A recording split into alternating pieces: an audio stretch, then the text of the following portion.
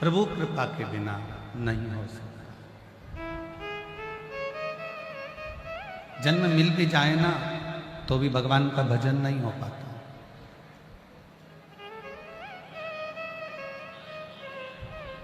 ये कुंभ किसके बल पर चल रहा है? कौन इसको चलाने वाला है, कौन इसको निभाने वाला है? और आज से थोड़ी ना चल रहा है, हजारों लाखों वर्ष इस कुंभ को चलाते चलाते हो। कौन चला?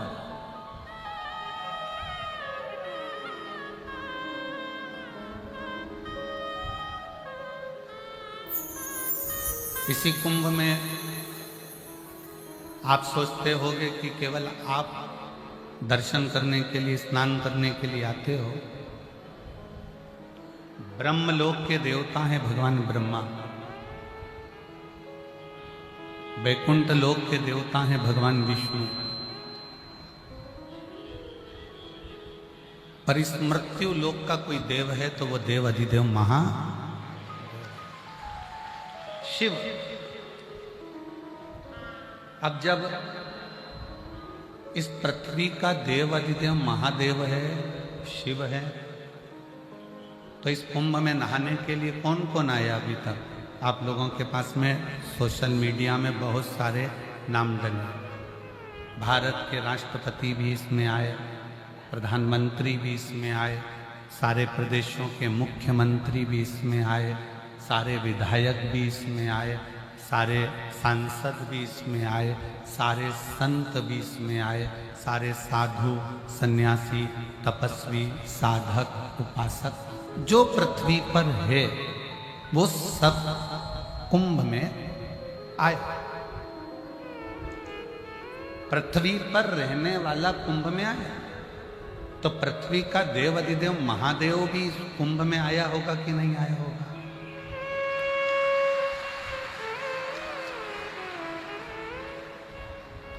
हम बाकी की तो गारंटी नहीं लेते कि ब्रह्मा ब्रह्मलोक छोड़कर आए कि नहीं आए, भगवान विष्णु वैकुंठ छोड़कर आए कि नहीं आए, इंद्र इंद्रलोक छोड़कर आए कि नहीं आए, गरुण वरुण अपना लोक छोड़कर आए कि नहीं आए, पितृ अपना लोक छोड़कर आए कि नहीं आए, नाग अपना लोक छोड़कर आए कि नहीं आए। पर यह हमारा विश्वास करता है कि इस कुंभ में मृत्यु लोक का जो देव अधिदेव महादेव है वो भी इस कुंभ में जरूर आएगा।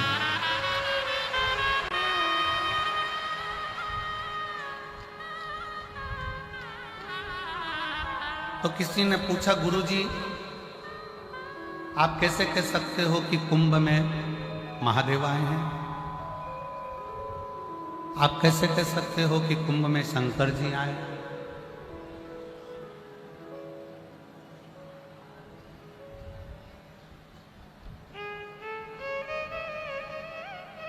पार्वती जी ने स्वयं शंकर जी से कहा, जिस समय पर काशी में नंदन वन में भगवान शंकर पार्वती जी से जब विवाह करे और विवाह करने के बाद दुनिया के लोगों ने कहा कि शंकर कैलाश गए थे, पर शादी करने के बाद भगवान कैलाश नहीं पार्वती को लेकर शमशान गए थे। काशी महाशमशान। महाराज जी विवाह करने के बाद शिव जी पार्वती जी को लेकर महाकाशी पहुंचे। काशी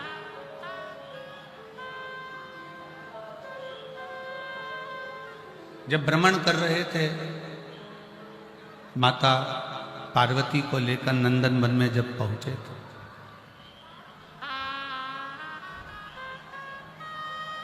और पार्वती जी को लेकर जब नंदन वन में पहुंचे तो पार्वती जी ने पूछा कि आप मुझे गंगा के तट पर, गंगा के घाट पर, आप इस शमशान में मुझे लेकर आए हो, क्यों?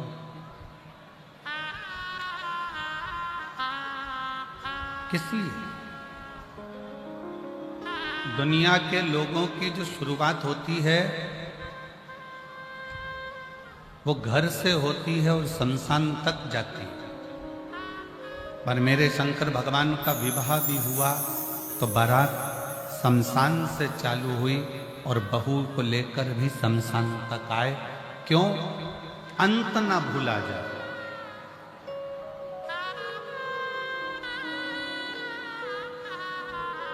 अगर बचपन चले गया जाने दो, जवानी चली गई जाने दो, अधेड़ी चली गई जाने दो, पर बुढ़ापा मत बिगड़ने दो।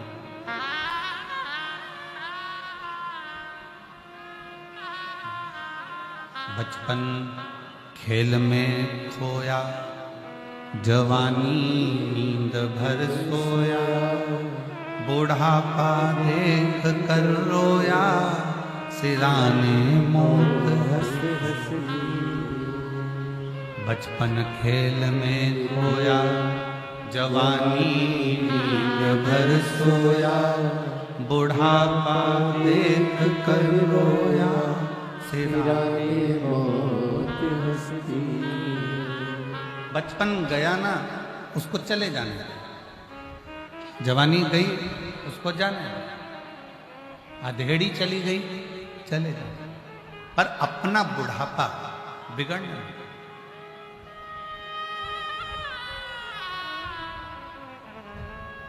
किसी ने पूछा क्या शंकर भगवान कुंभ में आते हैं? हमने कहा आते हैं। आपने देखा है? हमने कहा देखा है।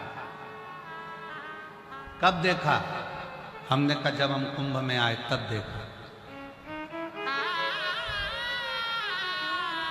बस अंतर इतना है, कुंभ में मेरे राम धनुषधारी बनकर नहीं आते, कुंभ में मेरे भगवान विष्णु सुदर्शन चक्रधारी बनकर नहीं आते, कुंभ में मेरे शंकर भगवान डमरूधारी बनकर नहीं आते, कुंभ में मेरे शंकर भगवान पोटलाधारी और बेगधारी बनकर आते।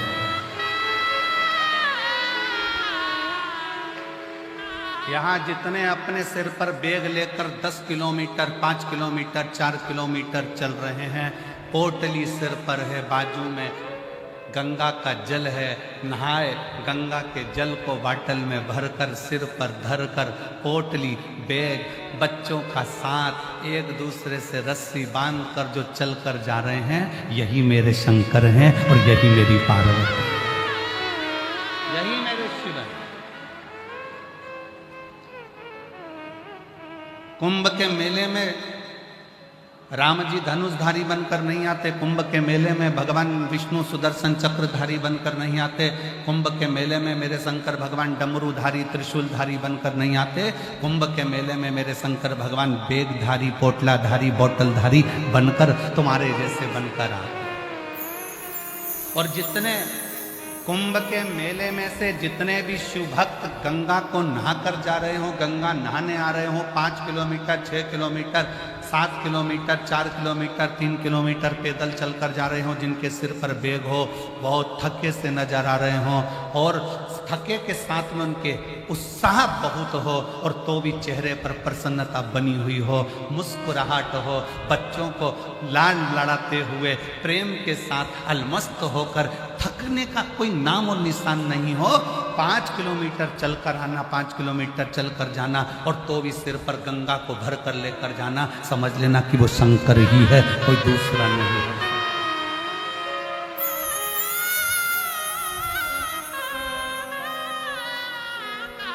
वो शिव है।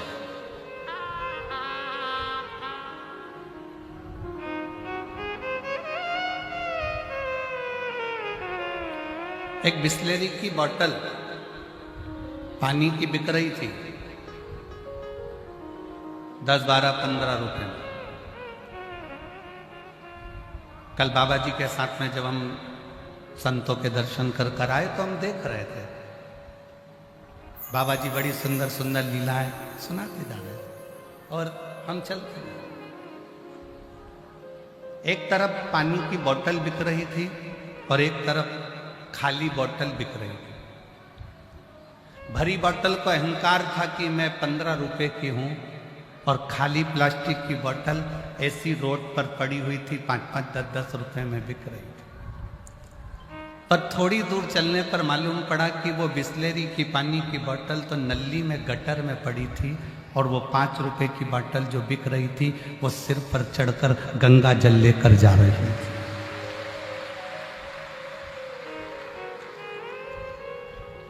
मन में आया कि गजब कर दिया प्लास्टिक की बोतल तूने। एक प्लास्टिक का डब्बा बाथरूम में पड़ा रहता है जो लोग उसको सिर पर नहीं रखते हैं, एक प्लास्टिक का डब्बा वॉशरूम में पड़ा हुआ है जिसको कोई सिर पर रखता नहीं है, और एक प्लास्टिक की बोतल जो गंगा जल के स्पर्श में आ गई, एक प्लास्टिक की बोतल जो गंगा का जल का संग कर लिया, तो घर जाकर गंगा जल तो पुजाया, साथ में वो प्लास्टिक की बोतल भी पुजा गई। जरा विचार करिए, गंगा जल का साथ प्लास्टिक की बोतल ने करा तो वो बोतल भी पूजा जाती है, और यदि गंगा जल का साथ आप और हम करेंगे तो क्या जगत में पूज्यमान नहीं हो पाएंगे? क्या आप और हम जगत में ना पूजेंगे? शिव को अपने भीतर बिठाओ, शंकर को अपने दिल में बिठाओ। एक प्लास्टिक की बोतल भी भले 5 रुपए की है, भले 3 रुपए की है, भले 8 रुपए की है, पर गंगा के जल का साथ लेकर वो प्लास्टिक की बोतल भी पूजा जाती है।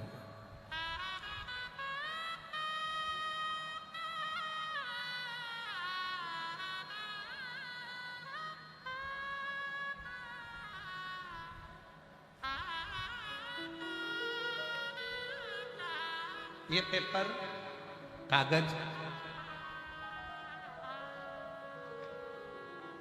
जिस पे संसार की न्यूज छपी, प्रेस में गया, संसार की न्यूज छपी, न्यूज़पेपर बन गया, न्यूज़पेपर बनकर घर में गया, घर से रद्दी में गया, रद्दी से कटकर पोहे की दुकान पर गया। समोसा खाने के काम आ रहा है, पोहा खाने के काम आ रहा है। न्यूज़पेपर, वही पेपर गीता प्रेस गोरखपुर में चले गए, उस पर रामायण छप गई, महाभारत छप गई, शिव पुराण छप गई। वो पोहा खाने के काम नहीं आ रहा, वो घर में रखकर पूजन करने के काम आ रहा। कोरा कागज है, इसी पर न्यूज छपी, लोगों ने पोहा खाया, इसी पर रामायण छपी, लोगों ने पूजा में लगा दिया, अर्चना में लगा दिया, साधना में लगा दिया। एक एक पेपर, कोरा पेपर है, इस पर तुम क्या छाप रहे हो तुम्हारे ऊपर निर्भर करता है। उसी तरह ये हमारा हृदय, ये हमारा चित्त, ये हमारा दिल, ये हमारा मन, ये कोरा है, इस पे तुम क्या छापना चाहते हो? निंदा छापना है, ये तुम्हारी मर्जी है। काम छापना है, तुम्हारी मर्जी। आसक्ति, लोभ, तृष्णा, वासना, क्या तुम्हें छापना है, ये तुम्हारे ऊपर निर्भर करता है। तुम अपनी दृष्टि से क्या देख रहे हो, तुम्हारे ऊपर निर्भर करता है।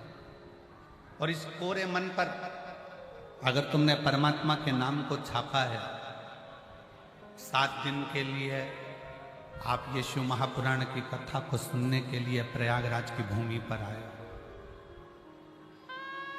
और ये हमारा विश्वास करता है कि इस प्रयागराज की भूमि से भले तुमने 1 महीने का कल्पवास नहीं करा, भले तुमने पूरे 1 महीने रहकर कुंभ का आनंद नहीं लिया, कुंभ का दर्शन नहीं किया, पर यह विश्वास करता है कि 7 दिन की अगर शिव पुराण पंडाल में बैठकर सुन रहे हो तो पूरा 1 महीने का क्या 1 वर्ष का पुण्य फल भी तुम्हारे खाते में लिखा कर जाए।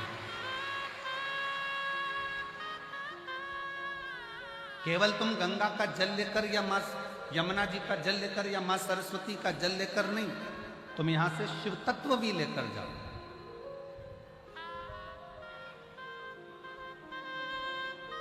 भगवान शंकर को अपने हृदय में बिठाकर स्वयं लेकर जाओ। शिव पार्वती जी से कहते हैं महाशमशान में, नंदन वन में, काशी में, पार्वती, दुनिया के लोग समझते हैं कि मैं शंकर अपने मूल स्वरूप में संसारवासियों के सामने आता हूं, पर दुनिया के लोगों को नहीं मालूम कि मैं रुद्र हूं।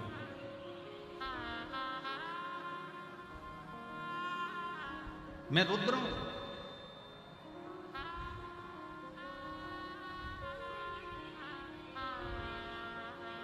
महाराज जी आगे न्यूज पढ़ी थी, और उस न्यूज में महाराज जी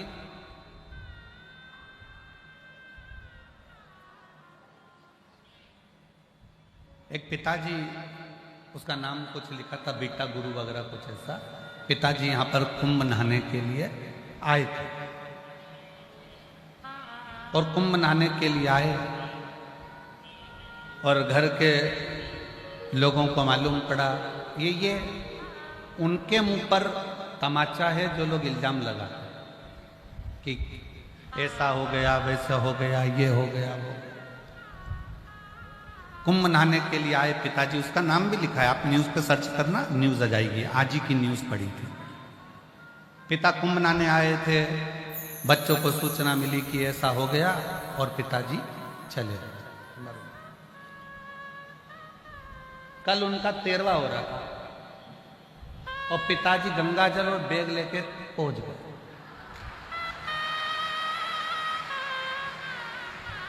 न्यूज है, उसमें उसका नाम भी लिखा था बेटा गुरु,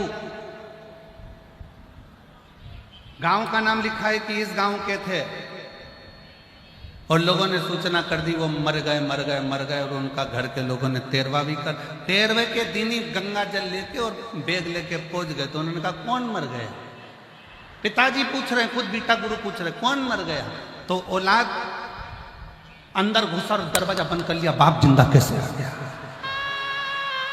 उसको लगा कहीं भूत तो नहीं आ गया।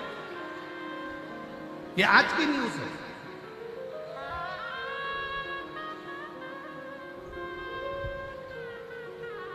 इसलिए 13वां करने वालों 13 बार विचार करना, ये गंगा का घाट है, साधारण नहीं है, सहज नहीं है। अपशब्द को बोलने से पहले या विचार गंगा करने से पहले अपने मन को थोड़ा साफ करने का प्रयास करें। मेरी जीजियों, मेरे जीजाओं, मेरी बेटियों, बेटाओं, मेरी माताओं, मेरे भाई, जगत के चक्कर में पड़ोगे तो जगन्नाथ छूट जाए।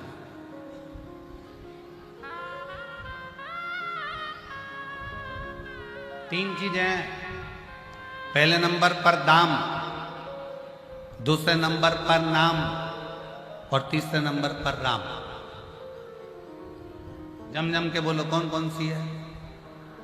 दाम, दाम मतलब पैसे। दूसरे नंबर पर नाम मतलब अपनी शोहरत, अपना नाम, अपनी प्रतिष्ठा। और तीसरे नंबर पर जम के बोलो, तीन चीजें हैं।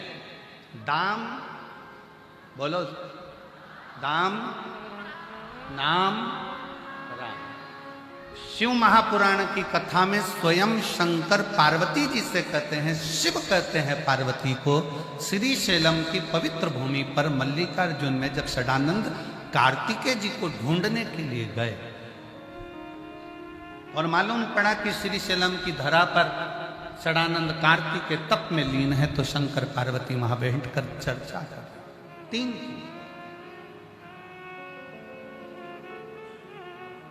पार्वती, दुनिया के लोग जब दाम को पकड़ते हैं, पैसे को पकड़ते हैं, तो भी राम छूट जाता है। और दुनिया के लोग जब नाम को पकड़ते हैं, अपनी हस्ती बढ़ाने के चक्कर में, अपना नाम बढ़ाने के चक्कर में, अपना वर्चस्व बढ़ाने के चक्कर में आगे बढ़ते हैं, तो भी राम छूट जाता है। और सुनो पार्वती, जब दुनिया के लोग दाम पकड़ते हैं तो राम छूटता है, नाम पकड़ते हैं तो राम छूटता है, पर सुन पार्वती, जब दुनिया के लोग राम को पकड़ लेते हैं तो दाम भी आता है और नाम भी आता है, दोनों बढ़ता चलेगा।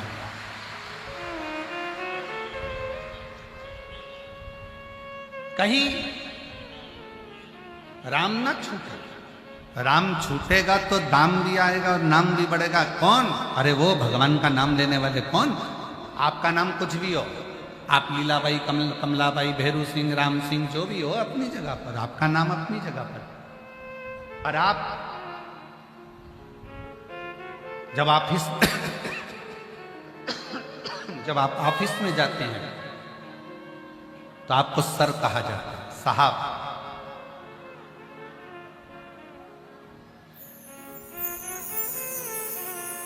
पत्नी के लिए आप पति हैं, पति के लिए आप पत्नी हैं, ऑफिस में आप मैडम हैं, ट्रेन में बैठे, बस में बैठे, फ्लाइट में बैठे तो पैसेंजर है। नाम कितना चेंज हुआ है देख लीजिए। किसी व्यक्ति को आपसे काम निकालना है तो आप क्लाइंट हैं,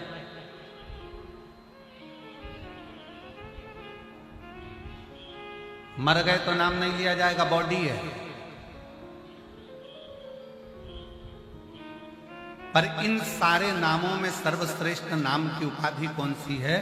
जब आप शंकर जी के मंदिर में एक लोटा जल चढ़ाने के लिए जाते हो, जब शंकर जी के मंदिर में एक लोटा जल चढ़ाने के लिए जाते हो या शिव महापुराण की कथा सुनने के लिए पंडाल में पहुंचते हो ना, तब लोग कहते हैं ये शंकर जी की भक्त है, ये शिव की चेली है। सियोर वाले महाराज की नहीं,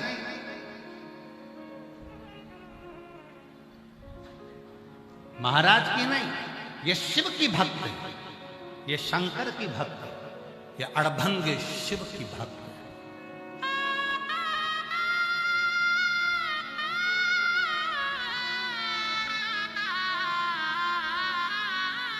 गुरु और शिष्य का संबंध भी एक ना एक दिन टूट जाता है। जब शिष्य आगे बढ़ता चले जाता है तो गुरु और शिष्य का संबंध भी धीरे धीरे समाप्ति की ओर आ जाता है। पर परमात्मा और आत्मा का जो संबंध है वो कभी समाप्त नहीं होता। ये आत्मा परमात्मा से ऐसे लीन रहती है कि परमात्मा इस आत्मा को बढ़ता हुआ देखकर आपरूप प्रसन्न होते चले जाते। आपरूप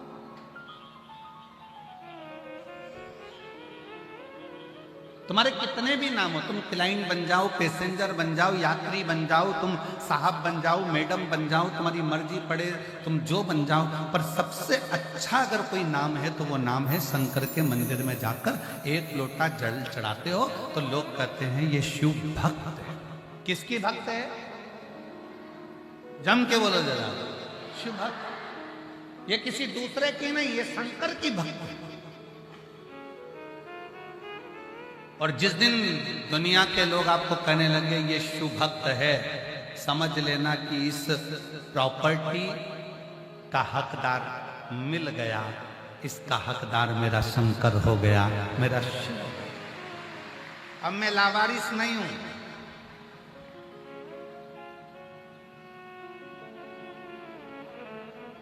महाराज जी, ये जो श्याम सुंदर जी गोयल, श्रीमती मधु गोयल जी जो जजमान बने हैं यहाँ के, इनका जो बेटा है, क्या नाम उसका, पंकज गोयल ऐसा कुछ नाम है, बैठा है कहाँ है? महाराज जी, इस बच्चे के दोनों पांव खराब हो चुके हैं। ये जो खड़ा है, नोएडा में जब कथा हुई थी तो इसका पत्र पढ़ा गया था। इसके दोनों पांव डॉक्टर ने कह दिया था ये चल नहीं सकता, और इतनी तकलीफ हो गई थी कि 1 साल तक पलंग पर रहकर कार्य कर। पर धन्य है इसके माता पिता और इसके परिवार के लोग कि एक लोटा शंकर को जल चढ़ा चढ़ा कर इस बच्चे के पांव पूर्ण ठीक कर लिए और खड़ा।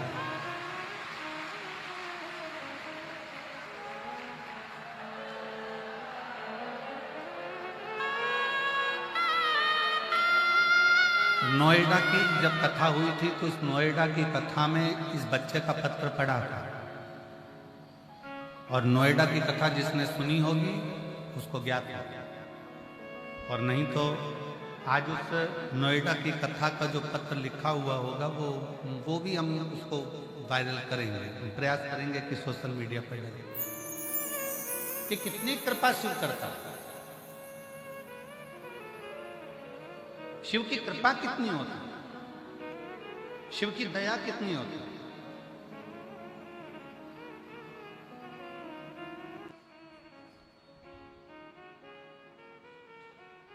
पांच कर्मेंद्रिय, 5 ज्ञानेंद्रिय और 1 मन, ये 11 इंद्रियों को अपने संयमित कर शिव पर छोड़ दो।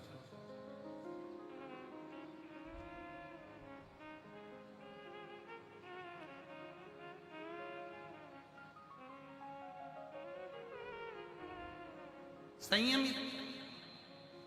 आज आज महाराज जी आपके एक बच्चे ने एक प्रश्न किया, हम माला लेकर घूम रहे थे, अपना मंत्र जाप बाहर कर रहे थे, कमरे में बैठे बैठे, तो एकांत था, महाराज जी ने बहुत अच्छी सेफ्टी व्यवस्था रखी, तो वहाँ कोई अंदर आता नहीं है, तो वहीं के वहीं घूम ले। बाकी का महाराज जी का जो आश्रम है सतुआ बाबा शिविर, वो तो भरा पड़ा हुआ है भक्तों से, पर पीछे का जो जगह है उन्हें महाराज जी ने आपके सेवकों को लगा दिया कि अंदर कोई ना जाए। हम माला लेकर बाहर घूम रहे थे, तो एक बच्चे ने पूछ लिया, क्यों गुरुजी आपसे बात पूछना, छोटा सा बच्चा था। हमने पूछा, बोलो क्या बात है? कहीं चलते फिरते भगवान का नाम ले लें तो भगवान अपने को स्वीकार करता है कि नहीं करता? कि बहुत घंटे तक समाधि लगाकर बैठ जाओ, 8-10 घंटे तक उठो ही मती और बिल्कुल तब साधना में लीन रह लो, तब भगवान मिलता है। हमने कहा, देख एक बात सुनाऊं तेरे को, जो उस बच्चे को बात कही वो तुमसे कह रहे। बस स्टैंड पे बहुत लंबी लाइन लगी थी, बस का इंतजार हो रहा है।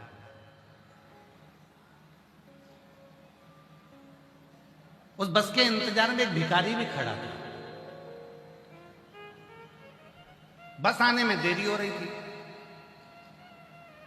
अब भिखारी ने सोचा, करूं क्या, सब इंतजार कर रहे हैं बस का, तो भिखारी धीरे से पीछे खसक गया। उसने जितने लोग लाइन में खड़े थे, तो भैया 5 रुपए दे दे, भैया 5 रुपए दे दे, भैया 5 रुपए दे दे, सबसे 5-5 रुपए मांगे।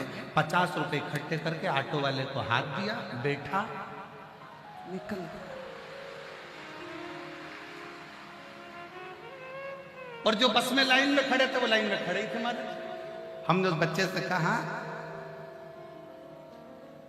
एक जगह पर स्थिर होकर भगवान को पुकारोगे, हो सकता है आए कि नहीं आए।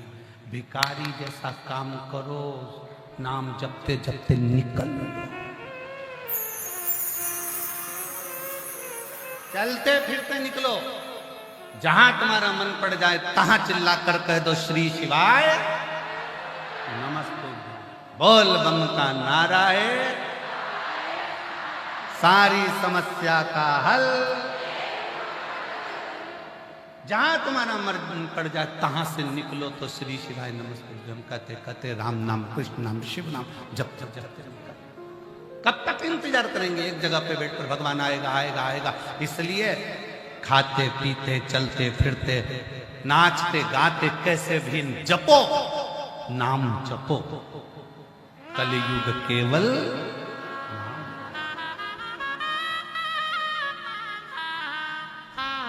राम को पकड़ा, नाम अपने आप बढ़ गया, दाम भी बढ़ गया। हम पहले भी एक बार कथा में कहे हैं कि माला माल बनने के लिए सबसे पहला शब्द है माला। माला माल लिखो तो माला माल लिखोगे तो पहला शब्द आएगा माला, फिर आएगा माल।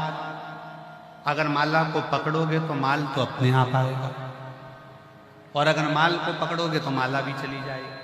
इसलिए राम को पकड़ो, कृष्ण को पकड़ो, शिव को पकड़ो, अपने भगवान की अविरल भक्ति को, मंत्र जाप को, नाम जाप को, भगवान की अविरल भक्ति को पकड़ने का प्रयास करो।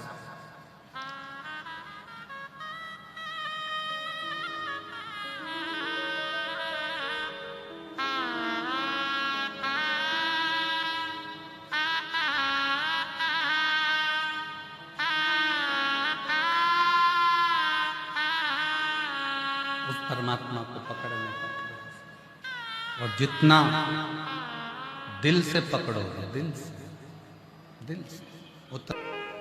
और जब आप शंकर के आश्रित हो जाओगे, राम नाम, कृष्ण नाम, शिव नाम के आश्रित हो जाओगे, तो शिव तुम्हारा होगा। ब्रह्मा जी समझ नहीं पाए थे भगवान शंकर को, भगवान विष्णु ने समझाया, ब्रह्मा जी ये कहना बंद कर दो कि ये तुमने सृष्टि रची है, सृष्टि रचने वाला कोई दूसरा नहीं, देवाधिदेव महादेव है। ब्रह्मा जी ने पूछा, कौन शिव, कैसे शिव, शिव कौन?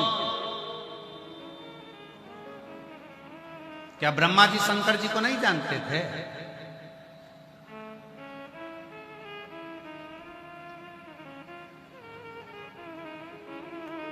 जब बंटवारा हो रहा था ना, सारे के सारे लोग बांट दिए गए, सारे लोग बांट दिए गए, ब्रह्म लोग, वैकुंठ लोग, सारे लोग बांटे गए। केवल एक लोक बचा था, वो मृत्यु लोक था, पृथ्वी। इसका कोई देवता बनने को तैयार नहीं था।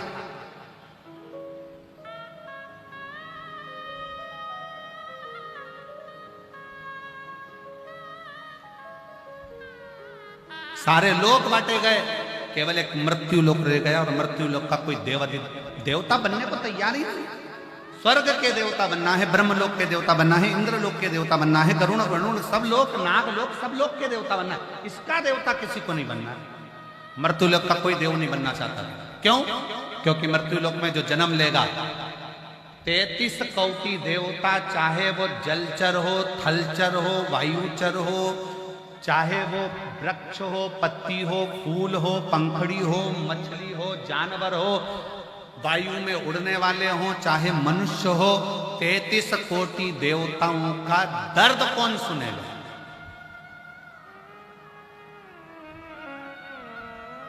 उनका कष्ट सुनकर उनके दुख कौन हरेगा?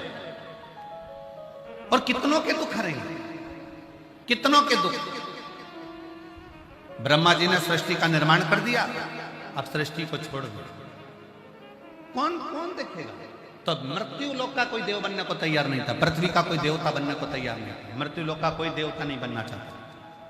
तब भगवान विष्णु ने भगवान शंकर से प्रार्थना करी, भोले बाबा, हे ओ घड़दानी, त्रिकालदर्शी, कैलाशी, अविनाशी, हमारा एक निवेदन है, आप स्वीकार करेंगे?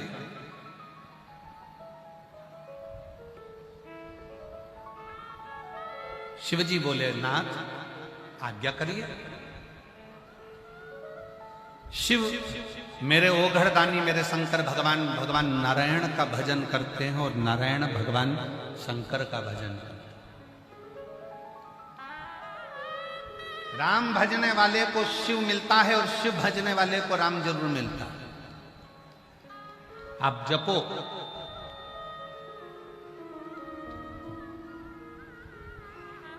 दुनिया के लोगों ने बांट दिया, हम राम वाले हैं, हम कृष्ण वाले हैं, हम शंकर वाले, हम देवी वाले, हम देवता वाले।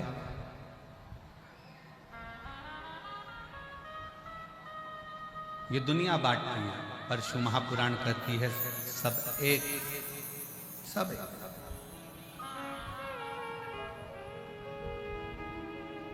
अब भगवान नारायण ने कहा कि ये मृत्यु लोक का कोई देव बनने को तैयार नहीं है, इस मृत्यु लोक का कोई देवता नहीं बनना चाहता। क्या आप इस मृत्यु लोक के देव बन सकते हो? भगवान विष्णु के शब्द जब भगवान शंकर ने सुने, तो भगवान विष्णु के शब्द सुनकर शंकर भगवान ने भगवान नारायण को बहुत बहुत धन्यवाद दिया, बहुत धन्यवाद। अगर आपको कोई बड़ा काम मिले धर्म का,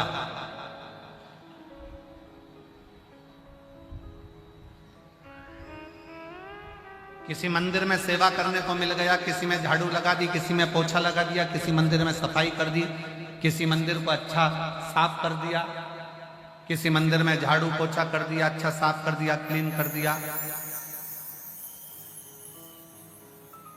तो भगवान को धन्यवाद देना कि ये बड़ी आपकी कृपा है कि तुमने मुझे सेवा के लायक है, ये बड़ी कृपा है, आपने मुझे सेवा के लायक बनाया, आपने मुझे सेवा के कार्य के लिए जोड़ा है। एक पत्र है,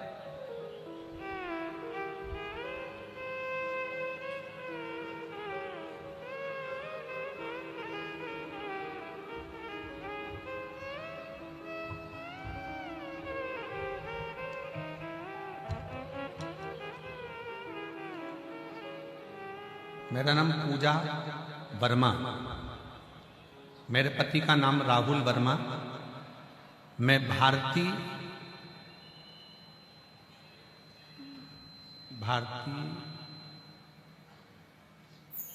क्या भारतीय ना कि भरवारी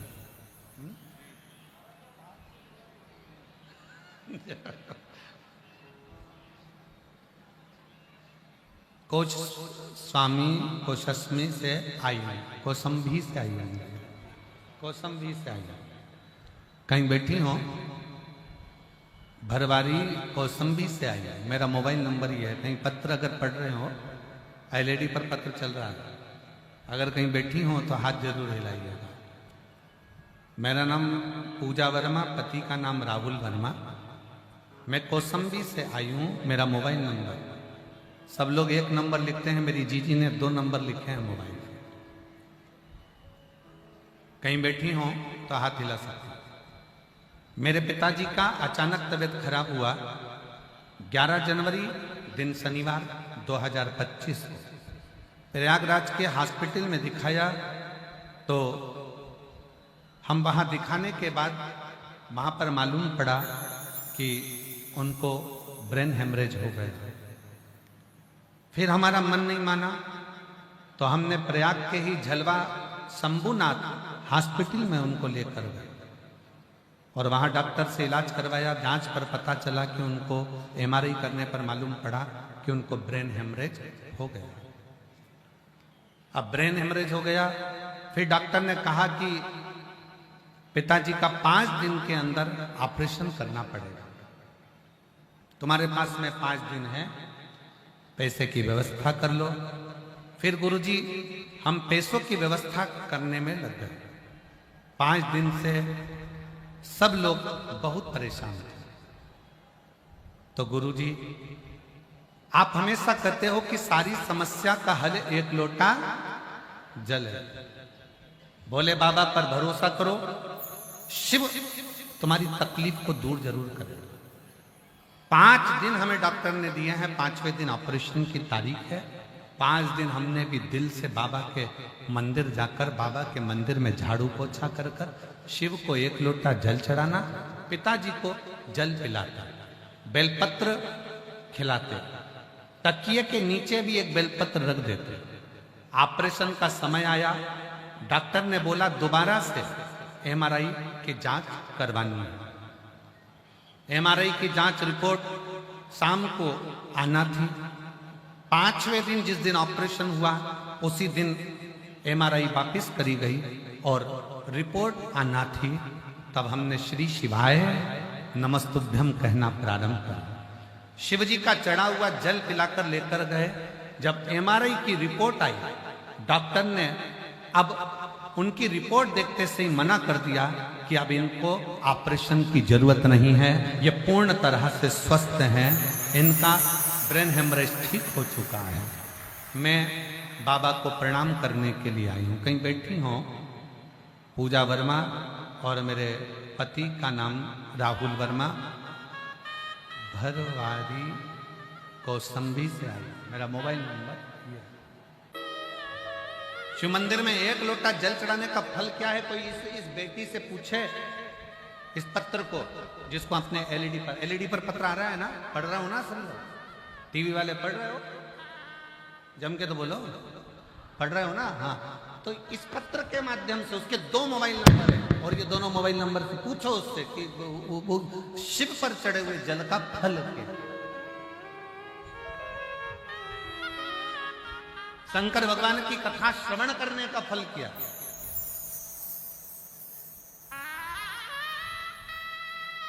कितना सुंदर मेरे राम जी महाराज ने सबरी अम्बा से कहा है कि प्रथम भगति संतन कर संगा और दूसरी रति मम कथा प्रसंगा। मां सबरी अम्बा से मेरे राम जी कह रहे हैं कि संतों का सानिध्य कर कर कथा को सुनना चालू करो, राम को मिलने में देरी नहीं होगी। और सुन, मां शबरी अम्बा से मेरे राम जी कहते हैं कि तुमने सत्संग सुना, तुमने कथा सुनी, मेरी चर्चा सुनी, इसलिए मुझे तेरे दरवाजे तक आना पड़ा तुझे दर्शन देने के लिए।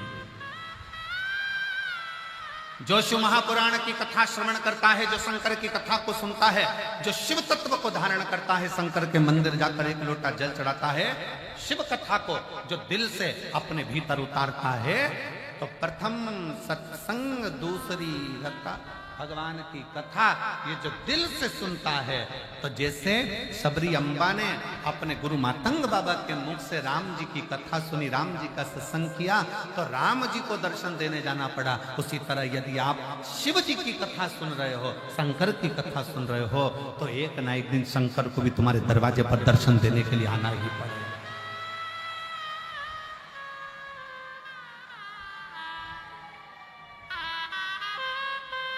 शिव शिव है, शंकर शंकर।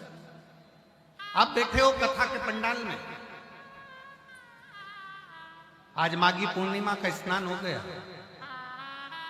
लाखों करोड़ों भक्तों ने दर्शन किए, स्नान किया, दर्शन स्नान कर कर सब जाने लगे। आप बैठे हो इन पंडालों के अंदर भरे हुए। मैं बाबा जी के विश्वास को धन्यवाद देता हूं और उनके चरणों को नमन करता हूं। सतुआ बाबा जी, आपके सत्य में कि आप सही में सतुआ बाबा जी के ही शिष्य हैं और सतुआ बाबा ही पक्के हैं। आपके विश्वास को धन्यवाद देता हूं। बार बार बाबा जी के पास में फोन आया, आज स्नान है, भीड़ बहुत ज्यादा है, भीड़ बहुत ज्यादा है, स्नान है, और ये त्रिवेणी के संगम पर, ये संगम के ऊपर कथा हो रही है और पूरे पंडाल 5 की 5 पंडाल भरे पड़े हुए हैं, और कैसे क्या होगा, भीड़ भी अपार है। सतुआ बाबा जी ने अपने विश्वास पर एक बात बड़ी सुंदर कही कि ये जो शिव भक्त कथा सुनने आए हैं, ये आपको तकलीफ नहीं देंगे, जहां बैठे हैं वो वहीं बैठे रहेंगे, उठकर भी बाहर नहीं। बाबा जी, आपका ये विश्वास है आपके शिव भक्तों को, ये कथा का पंडाल छोड़कर भी बाहर नहीं जाएंगे, जहां बैठे वहीं बैठे मिलेंगे। आप ये मत सोचना कि उठ के पूरे के पूरे लाखों की लाखों लोग एक साथ बाहर चले जाएंगे, नहीं। ये शिव के उपासक है।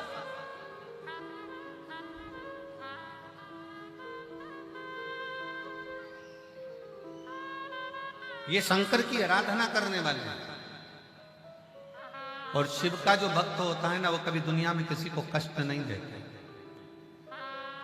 बहुत सरल होते हैं शंकर के भक्त। भगवान शंकर जैसे होते हैं, बिल्कुल एकदम सरल सहज है। कितना सरल है। भस्मासुर को उनकी पत्नी ने कह दिया, क्या कर रहे हो, क्या कर रहे हो, बस शंकर भगवान को अपना बनाना है, शिव जी से मुझे वर प्राप्त करना है, शंकर को अपना बनाना है। पत्नी ने कहा, क्या चढ़ाओगे शंकर को, तो कहा भस्म चढ़ाऊंगा। भस्म चढ़ाते चढ़ाते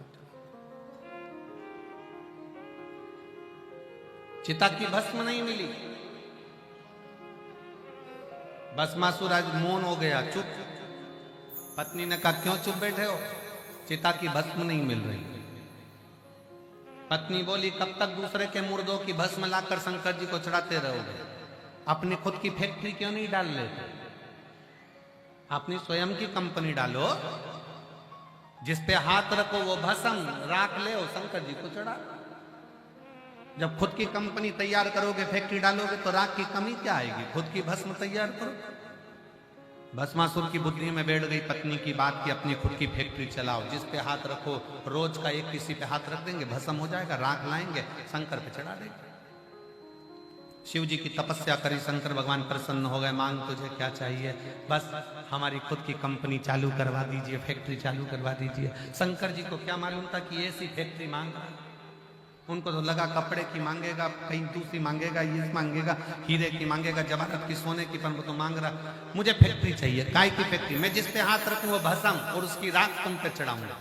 शंकर भगवान तो इतने भोले थे, शिव जी ने कहा ठीक है, जा, तो जिस पे हाथ रखेगा वो भस्म।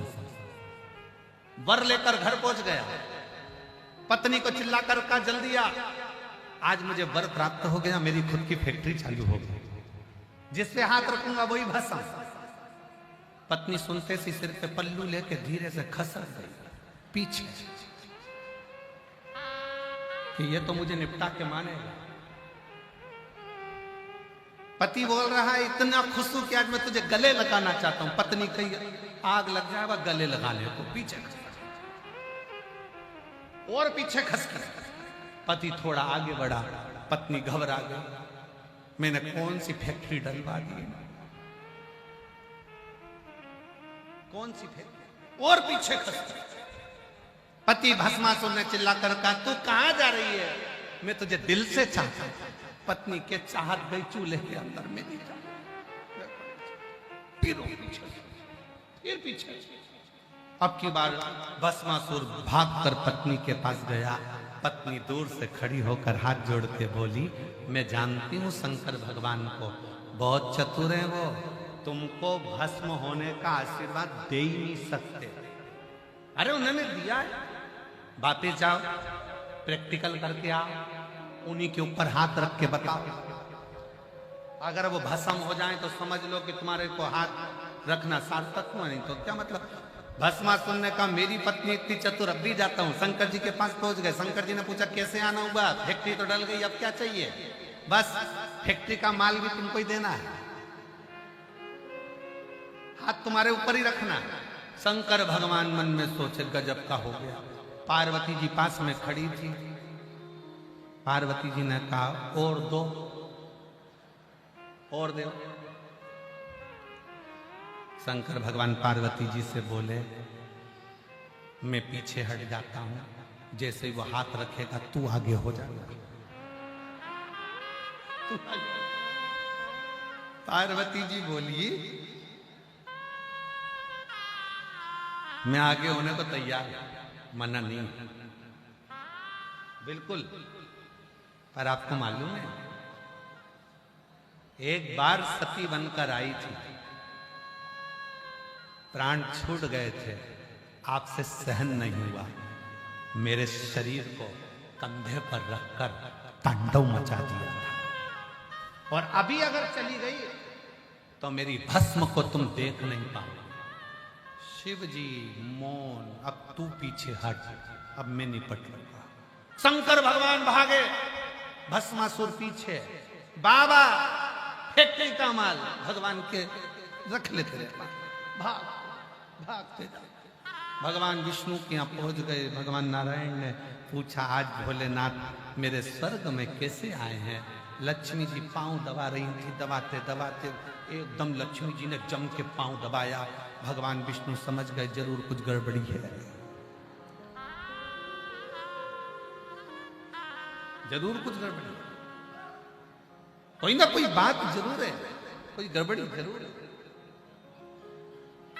कुछ ना कुछ हुआ जरूर। अब जैसे ही चरण दबाया, दबाते से बाबा भगवान नारायण लक्ष्मी जी से पूछे, हुआ क्या? लक्ष्मी जी बोली, शंकर जी तो आए, पीछे इनका चेला भी आ रहा है भस्मासुर, हाथ रखने के लिए। तो हाथ रखने में क्या जा रहा है? तो क्या नहीं, उसको शंकर भगवान ने वर दे दिया, जिस पे हाथ रखेगा वही भस्म। भगवान विष्णु तभी तक लेटे तो उठ के बैठ गए। शंकर भगवान को बुलाया, प्रभु प्रभु प्रभु प्रभु, एक बात बताओ, ये आशीर्वाद क्यों दे दिया ऐसा तुमने भस्म होने का? शंकर भगवान बोले, मुझे क्या मालूम था कि प्रैक्टिकली मेरे पे करेगा, तो मालूम किसको? भगवान नारायण ने शंकर जी का हाथ पकड़ा, दोनों बाजू में खड़े हुए। भगवान नारायण ने लक्ष्मी जी से कहा, तू कुछ उपाय बता, तू कुछ उपाय बता। लक्ष्मी जी ने माया को फेरा, माया, और माया फेर कर भगवान नारायण सुंदर रूप धरकर जाकर भस्मासुर के सामने खड़े हो गए। और भस्मासुर से बोलते सी भगवान नारायण ने कहा, कितने सुंदर लग रहे हो, मेरा दिल कर रहा है कि मैं तुमसे शादी करूं। अब भस्मासुर को क्या मालूम था कि भगवान नारायण ने ये लीला रची है, मैं तुमसे शादी कर लूं। भस्मासुर ने जैसे ही सुना, इतनी सुंदर स्त्री, मैं भी तैयार हूं। पर भगवान नारायण ने कहा, मेरी शर्त यह है कि मुझे नृत्य का बड़ा शौक है, मैं बहुत सुंदर नाचती हूँ, क्या तुम मेरे जैसे नाच सकते हो? इतने में भस्मासुर बोला, मेरे को नाचने का तो पहले से शौक है। ठीक है, तो मैं जैसा नृत्य करूं वैसा तुम करना। भगवान नारायण ने हाथ करा ऐसा, भस्मासुर ने भी हाथ करा ऐसा। भगवान नारायण ने हाथ करा ऐसा, भस्मासुर ने भी हाथ करा ऐसा। भगवान नारायण ने हाथ करा ऐसा और भस्मासुर ने हाथ करा जो ऐसा। स्वाहा।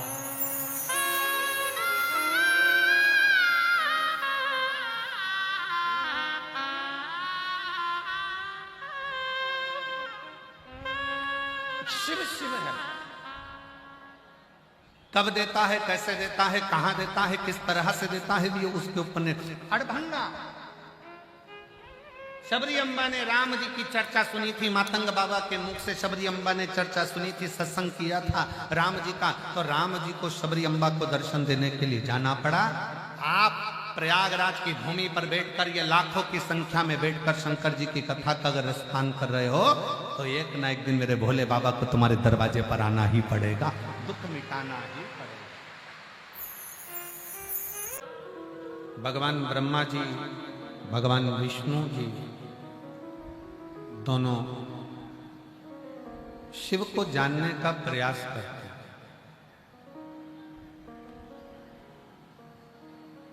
और भगवान शंकर को जानने के लिए पर्वत को घुमाकर एक शिवलिंग का प्रागट्य कर रहे हैं।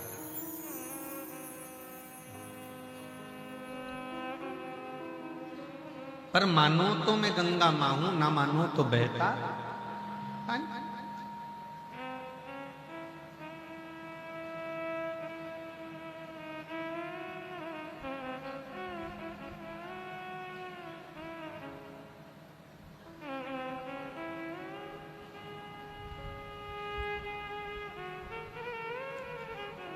जब छोटे से बच्चे थे, जब आपको नहाना नहीं आता था, मुंह धोना नहीं आता था, शरीर साफ करना नहीं आता था, तब मां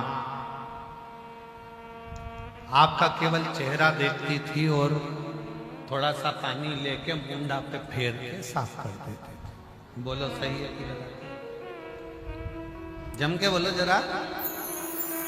इतना सा पानी लिया, झुंझुना करके पानी को ऐसा बहाकर चेहरा साफ कर दिया, और तेल का हाथ लेके ऐसा ऐसा फेर के और कंगा पाटी करके और काजल लेके आंखों लगा के एक टिपकी यहाँ धर के, 2 टिपकी पाँव में, एक टिपकी का लड्डू यहाँ, एक टिपकी का लड्डू,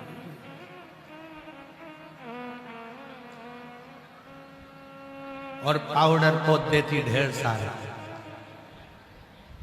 काजल का तिलक, काजल की बिंदी। मां केवल चेहरा देखती है और बच्चे के चेहरे को साफ कर देते। हमने अपनी वाणी में काशी में कहा था कि शिव हमारे पिता हैं, पार्वती हमारी मां है और गंगा हमारी मौसी है। आज कितना बड़ा सौभाग्य का विषय है कि मेरी मौसी की गोद में बैठा हूं और शिव पुराण की कथा चल।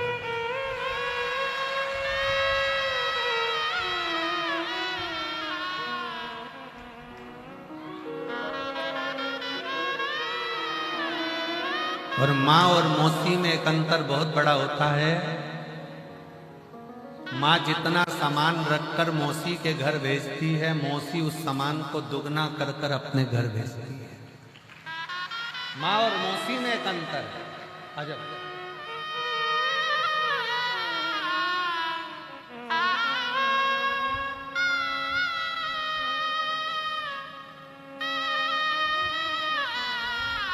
पूजा वर्मा, जिनके पिताजी को ब्रेन ट्यूमर, ब्रेन हेमरेज बता दिया गया था, और शिव पर चढ़े हुए जल का भाग ग्रहण कराया और ठीक किया। जोरदार ताली बजाकर साधु।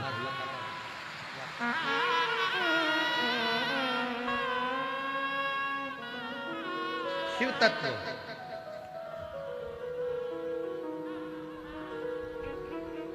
शिव को पहचाने कैसे? स्वयं ब्रह्मा जी, स्वयं भगवान विष्णु ना पहचान पाए। भगवान विष्णु ने तुरंत भगवान ब्रह्मा जी को समझाया कि तुम समझ नहीं पाओगे ये शिवलिंग है क्या। शिवलिंग को जानना बड़ा कठिन है।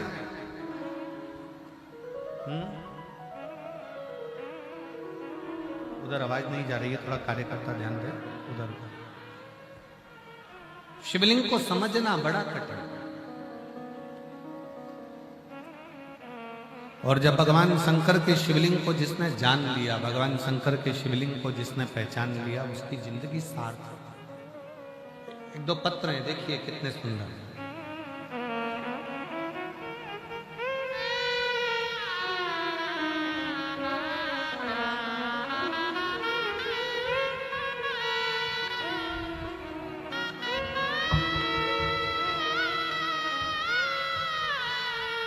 वीणा देवी, पति का नाम योगेंद्र चौहान, बेगूसराय बिहार से आए।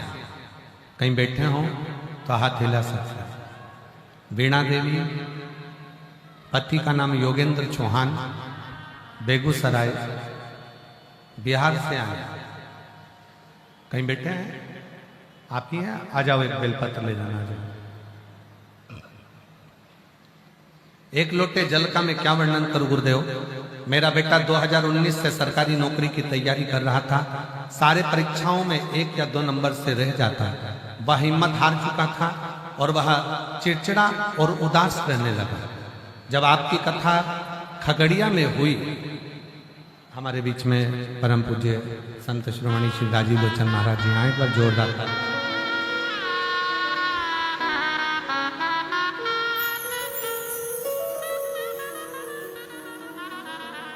वह चिड़चिड़ा और उदास रहने लगा था। जब आपकी कथा खगड़िया में हुई तब मुझे आपके बारे में पता चला। बहुत लोग बोले कि आपकी कथा टीवी पर आती है। उस दिन से मैंने टीवी पर आपकी कथा सुननी, देखना प्रारंभ करा। बाबा को 1 लोटा जल चढ़ाती। बहन ने भाई के लिए पशुपतिनाथ का व्रत किया। अपने बेटे को मैं बोली कि वो सियोर वाला महाराज कहता है, अपनी पढ़ाई को 4 गुना बढ़ा ले, अपनी मेहनत को 4 गुना बढ़ा, अपना परिश्रम बढ़ा, और अभी तक जितनी पढ़ाई करी है उसको 4 गुना पढ़ा और 4 गुना मेहनत कर। जब अपना कर्म और मेहनत पूरी करेगा फिर एक बेलपत्री पर शहद लगाकर जाना, बाबा सुनेगा जो। हम लोग बेटे को कहते रहे और बेटे ने भी शिव मंदिर जाना चालू करा।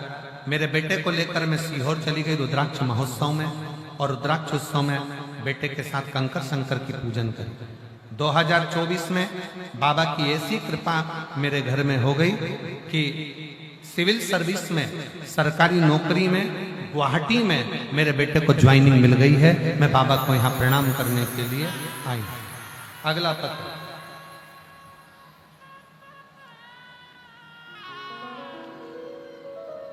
कुसुम शुक्ला, पत्नी श्री विनोद शुक्ला, ग्राम डेरा गंधाई, पोस्ट थरवई, जिला प्रयागराज। कहीं बैठी हो तो हाथ हिला सकती हैं। कुसुम शुक्ला, पत्नी श्री विनोद शुक्ला। कहीं आए हैं? दिख गए हैं? हाथ हिला तो एक बार दिख गए हो।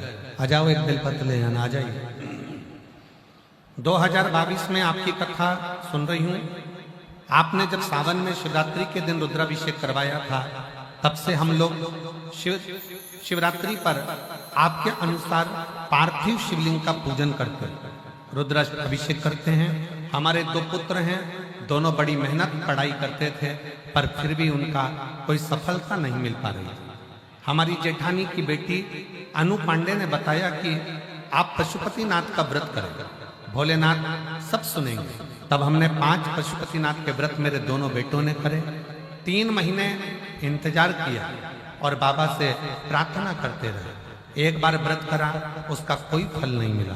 दूसरी बार फिर एक बेटे ने व्रत नहीं करा, पर दूसरे बेटे ने व्रत करा, और बाबा की कृपा ऐसी हो गई कि 16 मई 2023 को मेरे छोटे बेटे जिसने व्रत करा था, उसका सरकारी नौकरी स्टेनो के पद पर हो गई और डिस्ट्रिक्ट कोर्ट मथुरा में कार्यरत हो गया है। मैं बाबा को यहाँ प्रणाम करने के लिए आई हूँ। अगला पत्र। मेरा नाम श्री विजय दुबे, चकिया, जिला पूर्वी चंपारण, बिहार की रहने वाली हूँ। कहीं बैठे हो तो हाथ हिला सकती हैं। पिता श्री विजय दुबे, चकिया, पंकज कुमार, चकिया। कहीं बैठे हो तो हाथ हिला सकते हैं। दिख गए? हाँ जी, आ जाइए, एक बेलपत्र ले जाइए। 7 से 8 साल से सरकारी नौकरी की तैयारी कर रहा था, पर मैंने चयन नहीं कर पा रहा था। मेरी परीक्षा उत्तीर्ण नहीं हो पा रही थी। तब मेरा मन उदास हो गया। तब मेरे परिवार के लोगों ने कहा कि वो सियोर वाला बाबा कहता है कि अपनी मेहनत को 4 गुना करो, पढ़ाई 4 गुना करो और परिश्रम 4 गुना करो। मैंने रात दिन एक कर दिया, फिर वापस एग्जाम दिया, पर सफलता हाथ नहीं लगी। तब मैंने टीवी पर कथा सुनना प्रारंभ करी, शंकर के मंदिर में जाकर झाड़ू पोछा और शिव जी पर 1 लोटा जल चढ़ाना प्रारंभ करा। बस 8 महीने बीते ही थे और बाबा की कृपा से बिहार सिविल कोर्ट में कोर्ट रीडर के पद पर मैं चयन हो गया। सरकारी नौकरी मेरी लग गई। मैं बाबा को प्रणाम करने के लिए आया।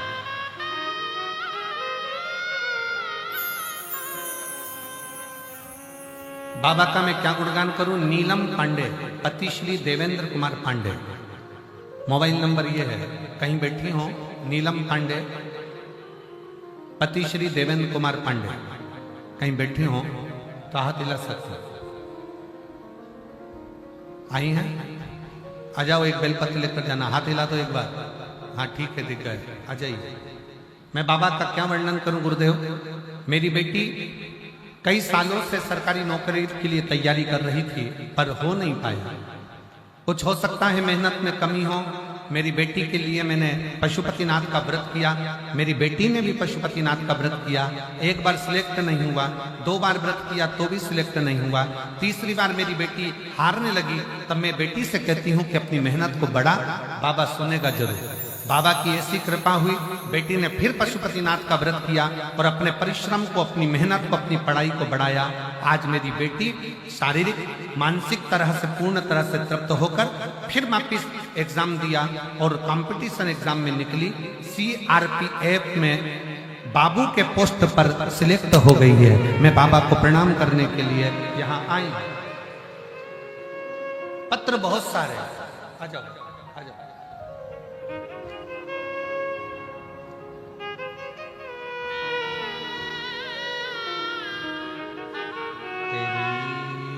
कृपा बिना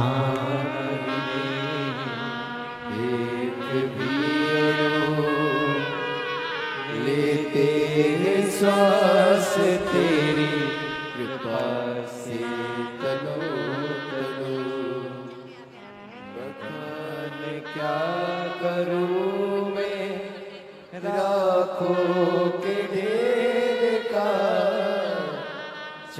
बेटी की सिविल में सर्विस लगी है और इतनी खुश है माँ कि आज मेरा बेटा पहली बार फ्लाइट से दिल्ली के लिए गया है नौकरी के लिए। बहुत बहुत साधुवाद।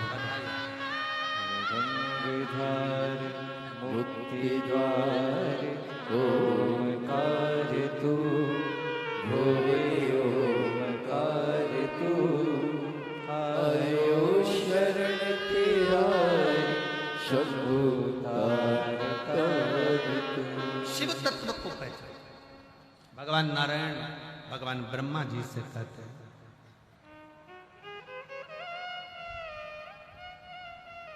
शिवलिंग क्या है?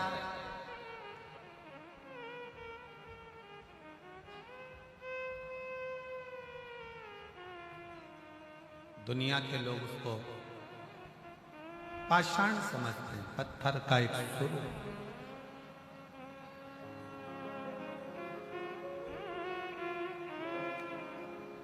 जो जिंदगी में शंकर को नहीं समझ पाया, उसने मृत्यु लोक में जन्म लेना ही बेकार था।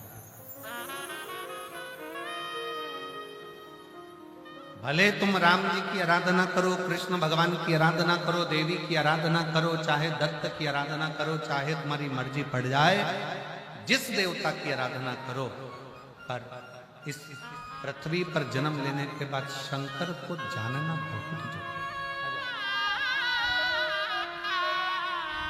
शिव को पहचानना बहुत जरूरी।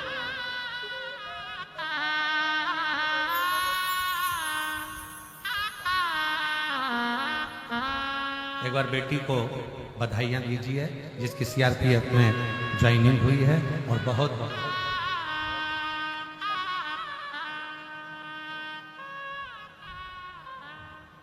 शिव को पहचानोगे कैसे?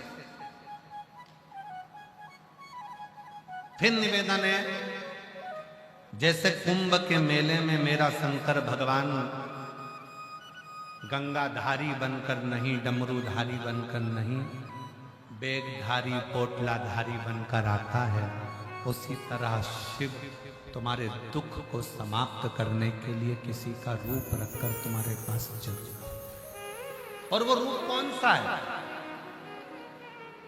कोई मनुष्य का रूप रखकर नहीं आएगा, कोई मानव का रूप रखकर नहीं आएगा, आपके विश्वास के बल पर आएगा,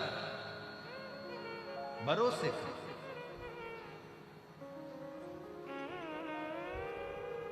अभी कथा में कहा था, दाम को पकड़ोगे तो राम चला जाएगा और नाम को पकड़ोगे तो राम चला जाएगा।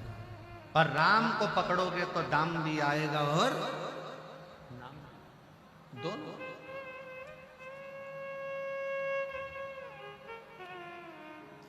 कितना शिव पर भरोसा करते, कितना शंकर पर विश्वास करते,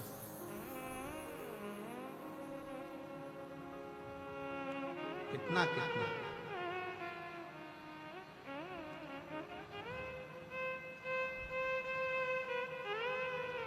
कितनी शिव की आराधना करते।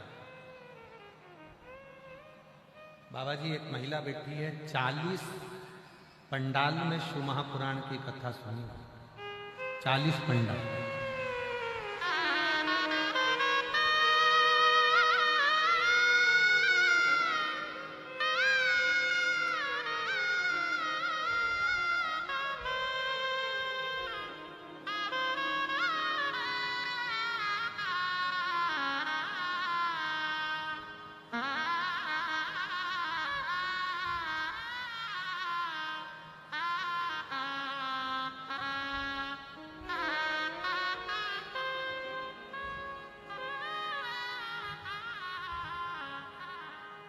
चंद्रकला हेड़ाऊ, 70 साल की उम्र है। कहाँ बैठी है?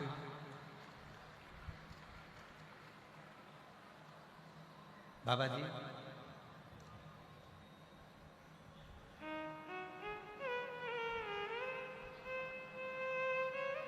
चालीस पंडाल में कथा सुनी है।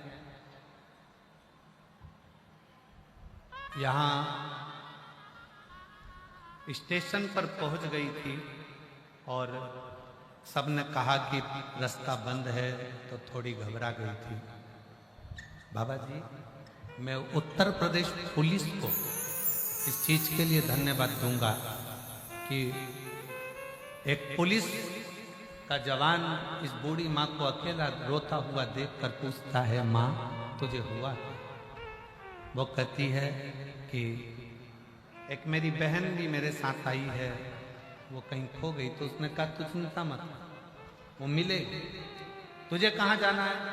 रास्ता बंद पड़ा हुआ है। वो कहता है कि उसने कहा कि मुझे सतुआ बाबा शिविर में कथा हो रही है और वहां जाना।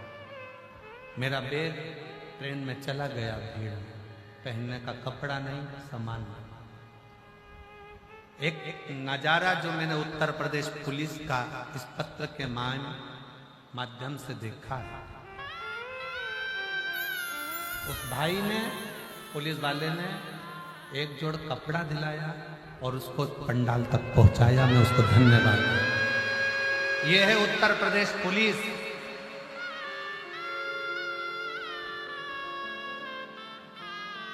सोशल मीडिया पर व्यर्थ का उत्तर प्रदेश पुलिस का नजारा दिखाने वालों, एक बार ये पुलिस का नजारा भी दिखाया करो जो 70 साल की महिला को कपड़े दिलाकर पंडाल तक छोड़कर जाता है। ये उत्तर प्रदेश पुलिस।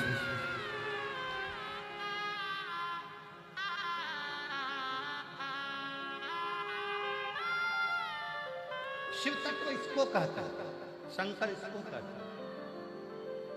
और मेरा उस माँ से निवेदन है, चंद्रकला हेड़ाऊ माँ नागपुर से आई हैं, 70 साल की हैं। माँ घबराना नहीं, बाबा बुलाया है, बाबा ही पहुंचाएगा, कोई चिंता का विषय नहीं। शिव है। आपकी और हमारी इतनी सामर्थ्यता नहीं है कि हम शिव को जान सके। जब 33 कोटि देव नहीं जान पाए, लंका का राजा रावण नहीं पहचान पाया, तो हम क्या पहचानेंगे?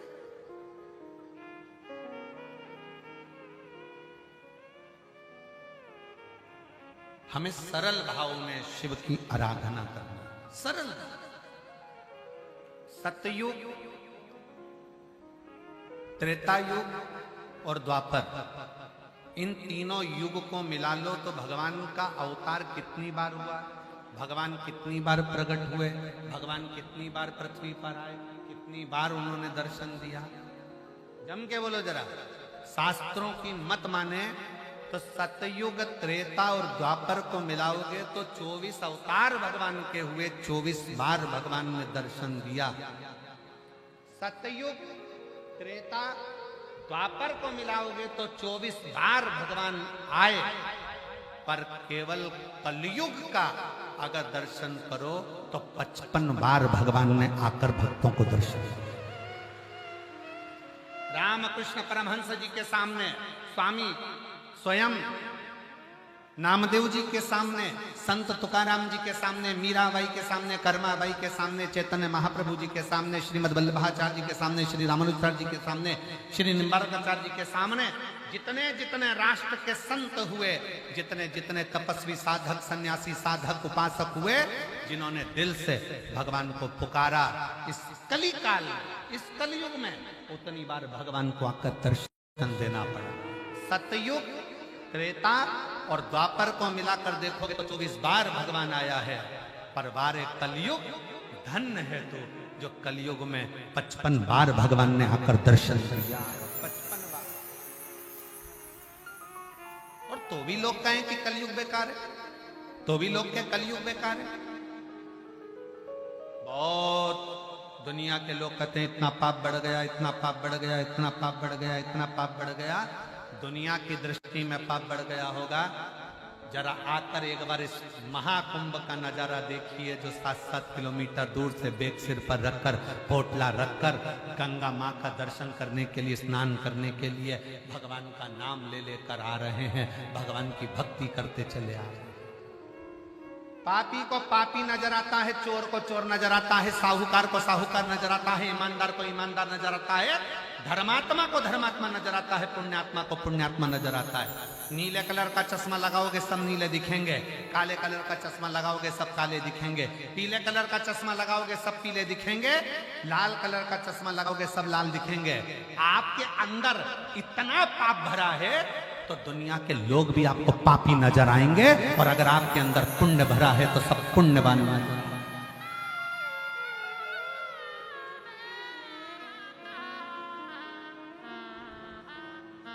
भीतर पाप भरा है तो पापी नजर आएगा।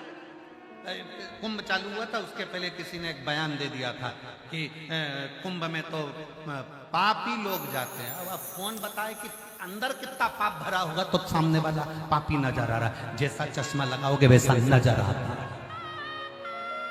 जैसा चश्मा लगाओगे वैसा नजर आता है। किसी से पूछो पुण्य किसको कहते हैं, धर्म किसको कहते हैं, भगत किसको कहते हैं। हमसे कोई पूछे कि शिव तत्व किसको कहते हैं तो हम कहेंगे जिसके सिर पर पोटला रखा है, बेग रखा है, 5-5, 6-6 किलोमीटर दूर से आ रहा है, भगवान के भरोसे आ रहा है। ट्रेन ने छोड़ दिया, गाड़ियां अंदर आ नहीं पाई, पैदल पैदल भगवान का भजन करता करता धीरे धीरे चलता चलता मंजिल तक पहुंच गया। समझ लेना कि वो साधारण नहीं है, उसी ने इस कुंभ को अपने साध कर रखा।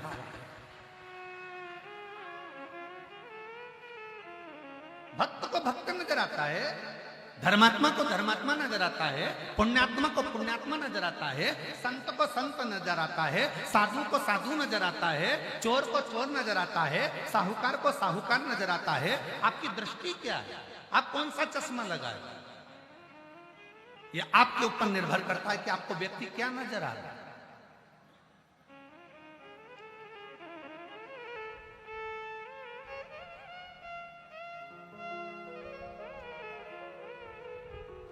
ये आपके ऊपर निर्भर करता है।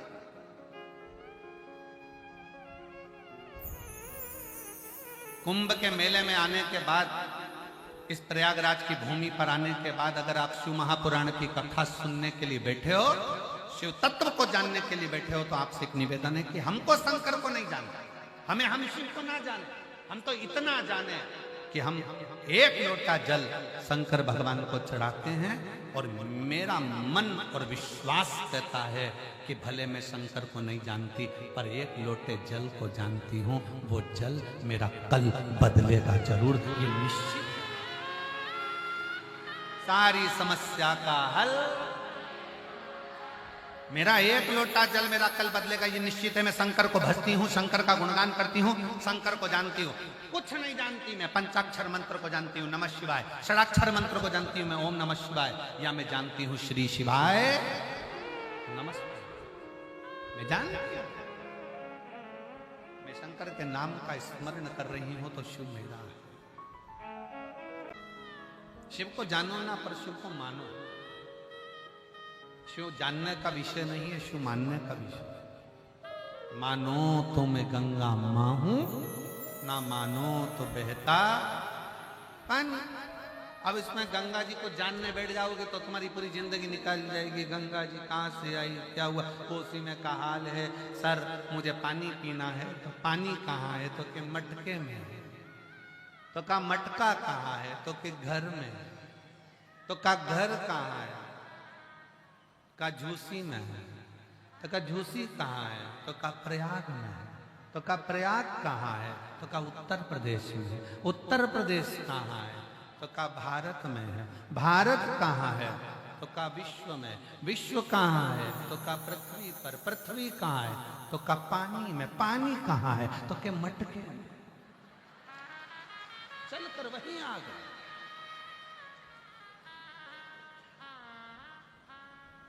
किसी ने ये नहीं गाया कि गंगा को जानो, लोगों ने कहा गंगा को मानो। शिव को जानो नहीं, शिव को मानो। जानोगे तो जिंदगी निकल जाएगी। नहीं जानता, अच्छा बाबा नहीं जान पाया जी, पूरी जिंदगी हो गई लोगों की जानते जानते नहीं जान पाए। तुम तो ये सीधी सीधी बात लिखी, वो कहा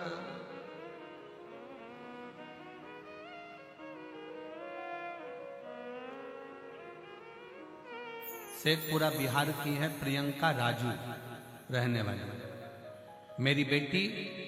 और हमारा चरित्र का हम क्या वर्णन करें। मेरी बेटी ने JEE एग्जाम दिया। कहीं बैठी हो, प्रियंका राजू बिहार से हैं,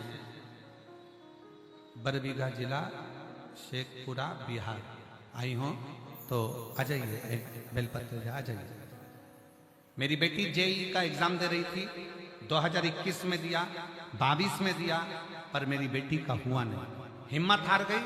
तब मेरी बेटी ने शिव पुराण की कथा टीवी पर सुनना प्रारंभ करी, उसको बल मिला, उसने एग्जाम की फिर तैयारी की। गुरुदेव हमारे पास में कुछ नहीं था। आपने एक बार कथा में कह दिया कि कथा के पंडाल में जाकर किसी का मुंह झूठा जरूर करा। उसको कथा के पंडाल में अगर कोई शिव भक्त आया हो ना, उसको कुछ खिलाना जरूर। खिलाओगे बाबा 3 महीने में देकर जरूर जाएगा। हमने भी वही करा। एक कथा के पंडाल में हम पहुंच गए, थोड़ा सा पानी का पाउच ले गए, थोड़े से बिस्कुट ले गए और हमने कथा के पंडाल में खिलाया। गुरुदेव हमको नहीं मालूम था क्या बाबा इतनी जल्दी दे सकता है। हमारी औकात नहीं थी कि हमारे पास में 4 व्हीलर गाड़ी हो, पर बाबा की कृपा से जब हमने पहली बार किसी का मुंह झूठा कथा के पंडाल में कराया, आज बाबा की कृपा से ट्रकों की लाइन लगा दी। 18 चक्का ट्रक बाबा ने दिलवा दिया। मैं बाबा को प्रणाम करता। गुरुदेव मेरी बेटी ने कहा, माँ कथा के पंडाल में जाकर तुम पानी बांटती हो, कथा के पंडाल में जाकर तुम बिस्कुट बांटती हो, कथा के पंडाल में जाकर तुम टॉफी बांटती हो।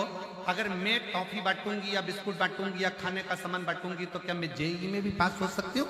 मैंने अपनी बेटी से कहा, सियोर वाला महाराज कहता है कि मेहनत को 4 गुना बढ़ाना पड़ेगा, परिश्रम को 4 गुना बढ़ाना पड़ेगा, रात दिन एक करना पड़ेगा और फिर भोले पर भरोसा कर जाना पड़ेगा। आज मेरी बेटी यहाँ साथ आई। आज मेरी बेटी भी किस्मत वाली है जिसने JEE की परीक्षा पास कर ली बाबा की कृपा से। केवल शिव की, ये शिव तत्व, ये शंकर, ये ओगड़ी। हम शंकर को जाने ना, हम शंकर को माने। एक लोटे जल को हम जाने कि भगवान शिव को चढ़ाया गया एक लोटा जल कोई साधारण नहीं।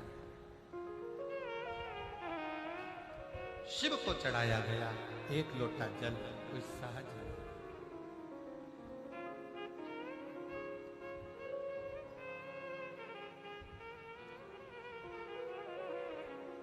हम गंगा को ना जाने, हम गंगा को माने, वो हमारी माँ है।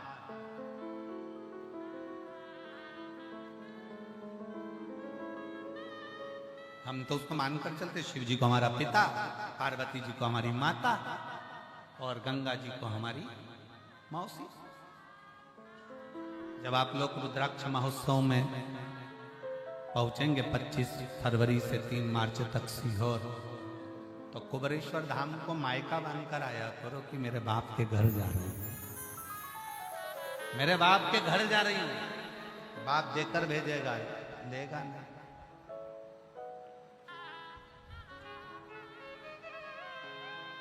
और हम तो हरियाणा वालों से भी कहेंगे, जो कथा ये कथा 16 तारीख को हो जाएगी, 17 को सिरसा में 2 बजे से 5 बजे तक तारा बाबा की कुटिया में प्रारंभ हो जाएगी। तो हम उनसे भी कहेंगे, पूरे हरियाणा वालों से दिल से सुनना और बाबा को अपना मानकर सुनना। यहाँ जितने कथा के पंडाल में बैठे हो, आस लगाकर विश्वास के साथ आए हो और ये मान कर जाना, खाली नहीं भेजेगा। अगली व्यासपीठ पर तुम्हारा पत्र 3 महीने के अंदर आएगा जरूर, ये पक्का। विश्वास के साथ जाइए, भरोसे के साथ। हम उसके सहारे हैं, हम उसको आश्रित हो गए उसके। हम उसको जानने की कोशिश ना करें, हम उसको मानने की कोशिश करें।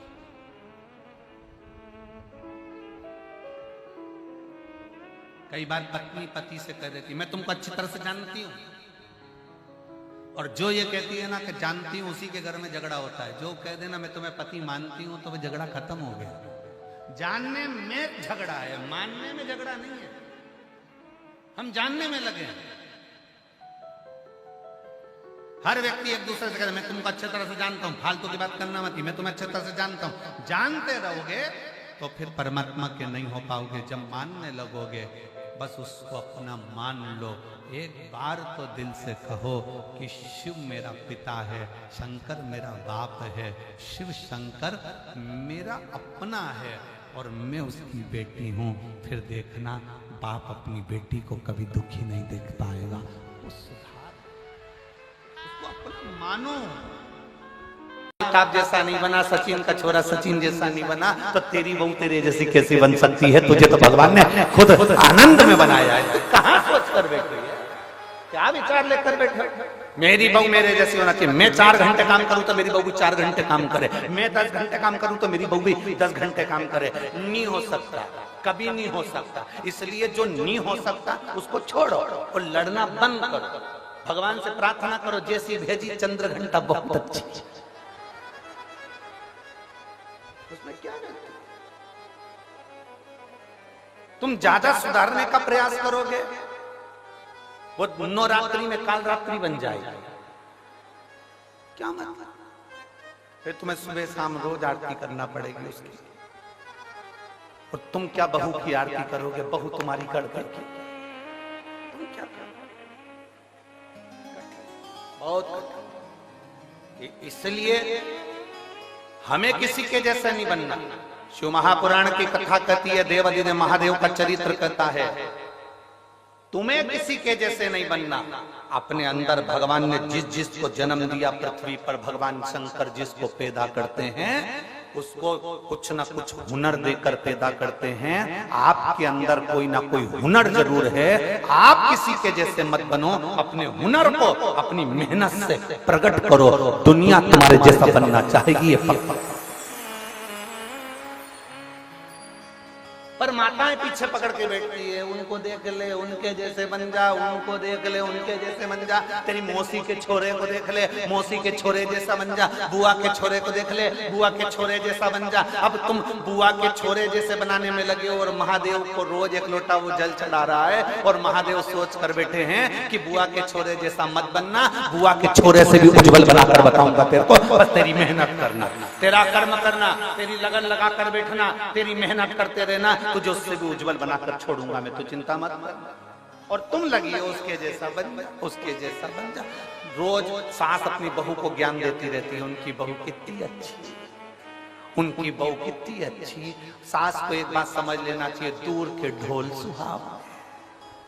एक बार उस बहू के पाले तो पड़, उसको लेके एक बार बद्रीनाथ घूमने चले जा, मालूम पड़ जाएगा पेंटिंग पेंटिंग की दुकान 4 दिन तक निकले ना बाबा। हमें लग रहा है अच्छी है,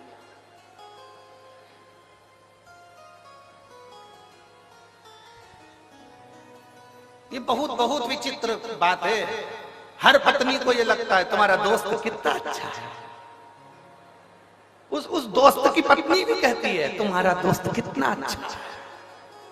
बस ये दोनों की भ्रम का है। उसको लग रहा है कि भैया जी अच्छे हैं, उनकी पत्नी को लग रहा है भैया जी अच्छे हैं। अब उनको क्या मालूम कि दोनों ही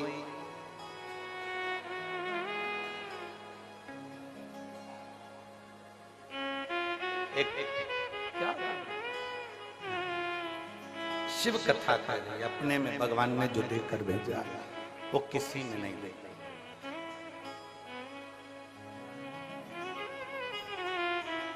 और दया की ना हो जो आदत तुम्हारी, तो सुनी रे अदालत तुम्हारी।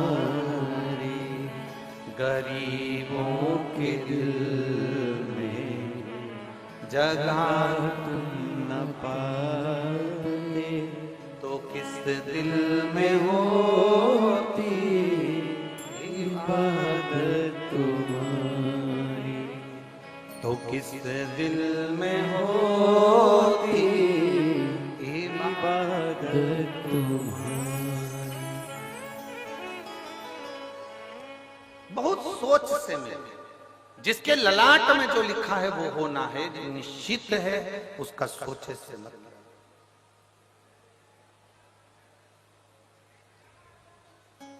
यहाँ जितनी माताएं बैठी हैं ना, अपने बेटे के लिए अच्छे से अच्छी बहू ढूंढने का प्रयास करती हैं, बेटी के लिए अच्छे से अच्छा दामाद ढूंढने का प्रयास करती हैं। जितनी बेटे, ऐसी कोई माता नहीं होगी जो रोज भगवान के मंदिर में जाकर अपनी बहू के लिए छोरा नहीं मांगती होगी, पोता नहीं मांगती होगी। कोई नहीं कहता कि पोती दे दे, पर भगवान ने जो सोच कर रखा है वो देता है तुम्हारे सोचे से। वो कहते हैं भोले बाबा अमर वरदान दे दो, भोले बाबा अमर वरदान दे दो। जैसी बेटी है ऐसा दामाद दे दो, जैसी बेटी है वैसा दामाद दे दो।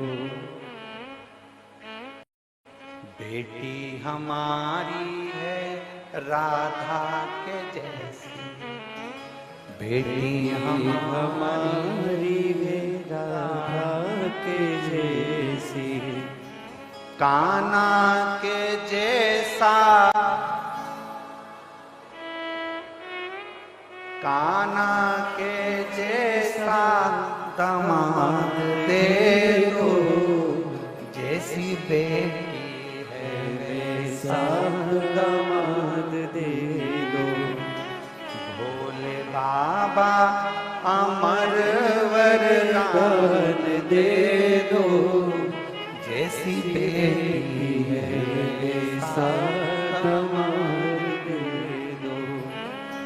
बेटी हमारी है लक्ष्मी के जैसी, बेटी हमारी है लक्ष्मी के जैसी, नारायण जैसा दामाद दे दो। नारायण जैसा दामाद दे दो।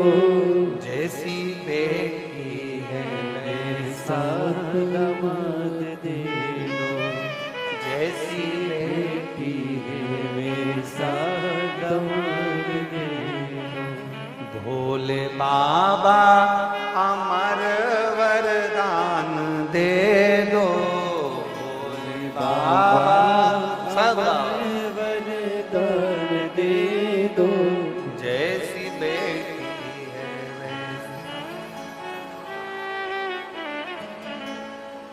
बेटी हमारी है गोरा के जैसी, बेटी हमारी है गोरा के जैसी, आप जैसा ही हमको दामाद दे दो, आप जैसा ही हमको दामाद दे दो, जैसी बेटी है वैसा दामाद ले लो, जैसी बेटी है वैसा दामाद दे लो, भोले बाबा अमर वरदान दे दो, भोले बाबा हमारे वरदान दे दो, जैसी बेटी है वैसा दामाद, जैसी बेटी है वैसा दामाद दे दो। और मान लो मिल भी गए ए सिरसा वाली जीजियों, हरियो हरियाणा वाली मेरी जीजियों मिल गए, कितनी आस, कितनी आस और कितनी खुश होती हो अच्छा दामाद मिल जाए। बोलो बोलो जम के बोलो, जम के बोलो जरा, खुश होती हो कि नहीं होती हो? ऐसा दामाद मिला, भगवान की कृपा है। पड़ोसन से जाके कि ये सब दामाद मिला, मेरी बेटी को रोज घुमाने ले जाता, इतना बढ़िया दामाद मिला, मेरी बेटी के मुंह से निकला और उसने सामान ला के दिया। ऐसा दामाद मिला है, मेरी बेटी कुछ कहती हो तुरंत मान लेता है। ऐसा दामाद मिला है, मेरी बेटी को हर 2-4 महीने में मायके लेकर आता है। ऐसा दामाद मिला। अब जैसा तुमने मांगा था ऐसा दामाद दे दो, तुम्हारी बेटी को वैसा पति मिल गया। जैसा तुमने मांगा था उसी तरह तुम्हारी बहू की मां ने भी ऐसा ही मांगा था। तुम्हारी बहू की मां ने भी ऐसे मांगा था, ऐसा बेटा देना, ऐसा बेटा देना। अब तुम्हारी बेटी का पति घुमाने ले जाए तो अच्छा, तुम्हारी बेटी का पति तुम्हारी बेटी को चाउमीन खिलाने ले जाए अच्छा, तुम्हारी बेटी का पति तुम्हारी बेटी को सोने के जेवर पहनाए तो अच्छा, तुम्हारी बेटी का पति उसको ले जाकर माए के घुमा कर लाए तो अच्छा। और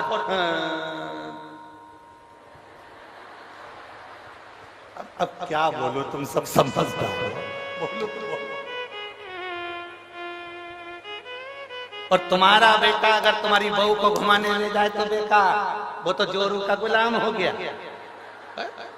दामाद ले जा रहे तो अच्छा, दामाद खिला रहे तो अच्छा, दामाद पढ़ा रहे तो अच्छा, दामाद सोने की रकम दिलाए तो अच्छा। मेरा दामाद जैसा कोई नहीं, मेरे बेटी का पति इतना बढ़िया, मेरी बेटी का पति अच्छा बढ़िया। तो आप भी अपने बेटे से कहो, बेटा जैसे तेरे जीजा, जैसे तेरे दामाद बेटी का सम्मान करते हैं, तू मेरी बहू का सम्मान कर। तो लगना चाहिए सामने वालों को कि दामाद अच्छा।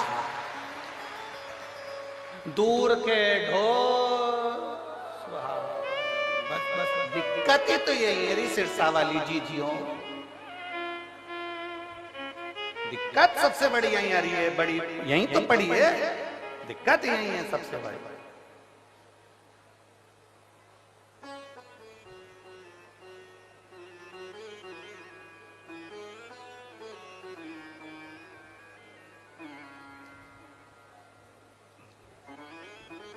हमें दिक्कत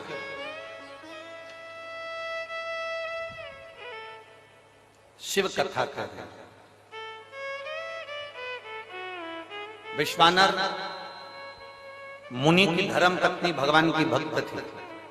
शिव जी की आराधना करना, भगवान शंकर की भक्ति करना। विश्वानर मुनि स्वयं शिव की आराधना में डूबने वाले। इनका एक नियम बड़ा पक्का था, प्रतिदिन शिवलिंग का निर्माण करना, पूजन करना, विसर्जन करना।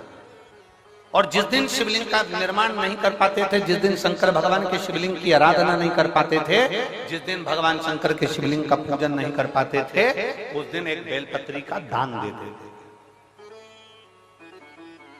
कितनी कितनी बेलपत्री? एक। शिव पुराण पढ़ी है आप लोगों ने? हमारी बात पे भरोसा मत करना, बिल्कुल भी। सीवर वाले महाराज पे बिल्कुल भरोसा मत करो, रत्ती भर भी।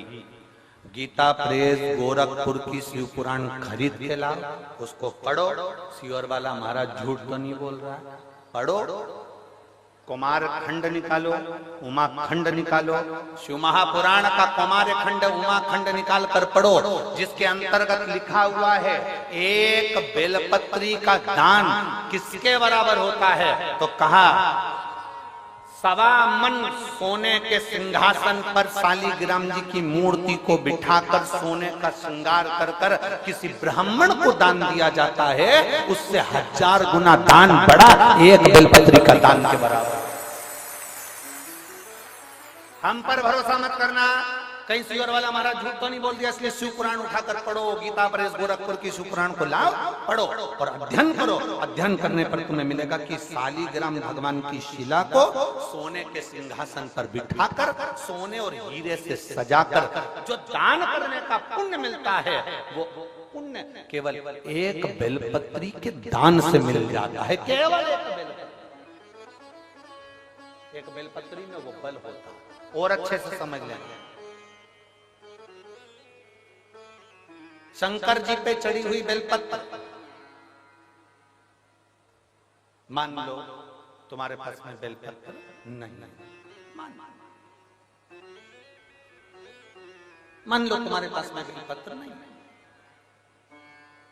अब तुम्हारे पास बेलपत्र नहीं है, शिव जी के मंदिर में गई हो, शंकर के शिवालय में गई हो, देवाधिदेव महादेव के शिवालय में पहुंची हो, शिवालय में शंकर के शिवलिंग पर जो बेलपत्र चढ़ी होती है, उस बेलपत्र को उठाकर पानी से धोकर वापिस चढ़ा देने का फल क्या होता है, वो भी शिव महापुराण में जरूर पढ़िए।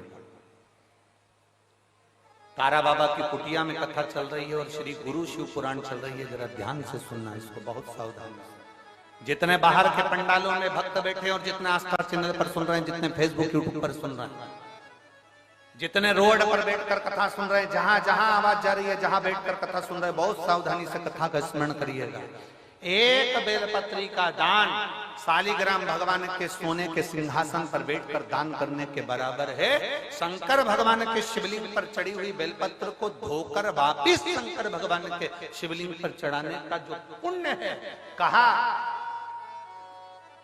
भारत की भूमि पर 26,000 जो पवित्र नदियां बनी हैं, उन नदियों में आप स्नान कर कर आएंगे और चारों धामों का दर्शन, 12 ज्योतिर्लिंग का दर्शन, आप सारी सप्तपुरियों का दर्शन कर कर आएंगे। उसका जो पुण्य फल होगा, एक बेलपत्री को शंकर पर से उठाकर मिलाकर वापिस शंकर को चढ़ाने का ये फल हमें तुरंत प्राप्त हो जाता है। केवल एक बेलपत्री को उठाकर धोकर चढ़ा देंगे, ये फल प्राप्त होगा।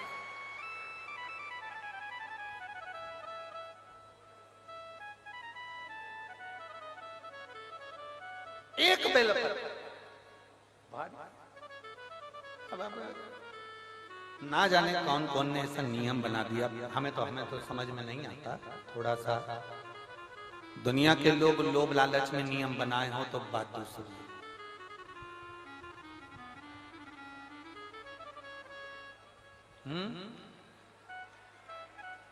पीछे आवाज नहीं जा रही है,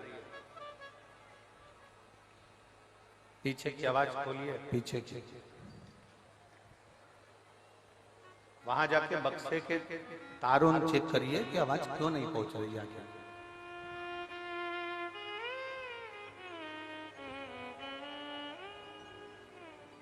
ना जाने कौन कौन ऐसा नियम बना दिया, हमारे पुराण में नहीं है। फिर निवेदन करेंगे, बहुत सावधानी से सुनिएगा कथा। लोगों को थोड़ा बुरा लग सकता है हमारी कथा, तो वो तो लगता रहता है, उसमें स्मरण ना। किसी पुराण के अंदर यह नहीं लिखा कि चांदी की बेलपत्र बनाकर भगवान शंकर को समर्पित करो। ठीक है, समझ में आ रही है ना बात?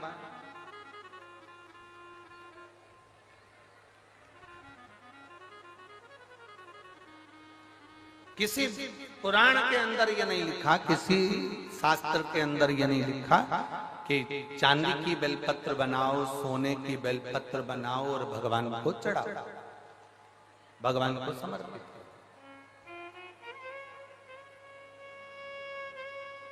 ये हमारे यहां कहीं कहीं कहीं हमारी पुराणों में नहीं लिखा गया, कहीं पर।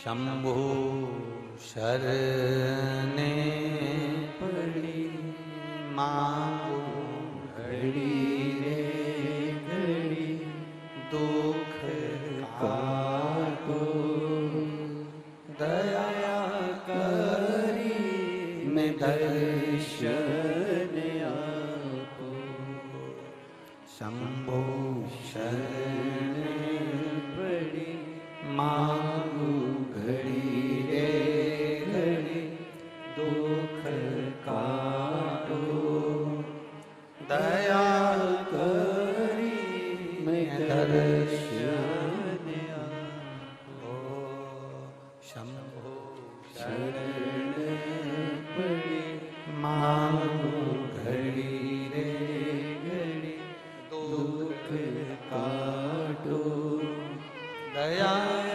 करी मैं दर्शन आपको। अब किसी ने एक नया नियम बनाया, चांदी की बेलपत्र शंकर जी को चढ़ाना, सोने की बेलपत्र शिव जी को चढ़ाना। ये हमारे शिव महापुराण के एक भी 24,000 श्लोक में से एक भी श्लोक में कहीं चांदी और सोने की बेलपत्र का प्रसंग नहीं। किसी को जरूरत पड़ने लगी होगी चांदी की बेलपत्र की तो उसने चढ़वा दी होगी, किसी को सोने की बेलपत्र की जरूरत पड़ी होगी तो उसने चढ़ा दी। वो अपना प्रसंग अपनी जगह। सोने की बेलपत्र क्या कोई साधारण सा शिव भक्त चढ़ा सकता है? जम के बोलो जरा। चांदी की बेलपत्र कोई साधारण सा शिव भक्त चढ़ा सकता है क्या? अगर चांदी और सोने की बेलपत्र का नियम आया है तो फिर तांबे पीतल की क्यों नहीं आया? एल्युमिनियम की क्यों नहीं आया? कपड़े की बेलपत्र का क्यों नहीं आया?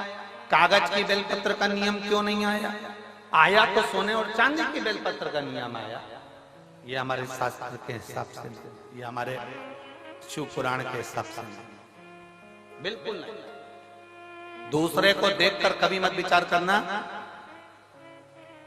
कई लोग उज्जैन महाकाल का दर्शन करने जाते हैं, कई लोग ओंकारेश्वर का दर्शन करने जाते हैं, कई लोग विश्वनाथ जी का दर्शन करने जाते हैं, तो वहां डलिया मिलती है फूल पत्ती की, तो उसमें एक चांदी की बेलपत्र भी रख देते हैं कि ये चांदी की बेलपत्र वो चढ़ाएंगे और आपको दे देंगे, तो आप वो चांदी की बेलपत्र ले जाके अपनी अपनी तिजोरी में, अलमारी में, अपने अपने घर में रख लेना ना।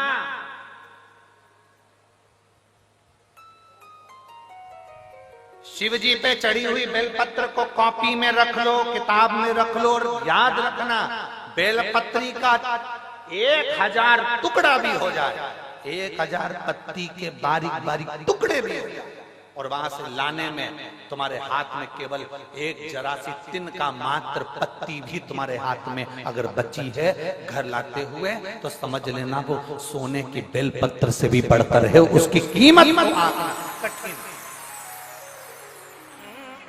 उसको कीमत को आंकना कठिन है, कीमत आंकना कठिन है।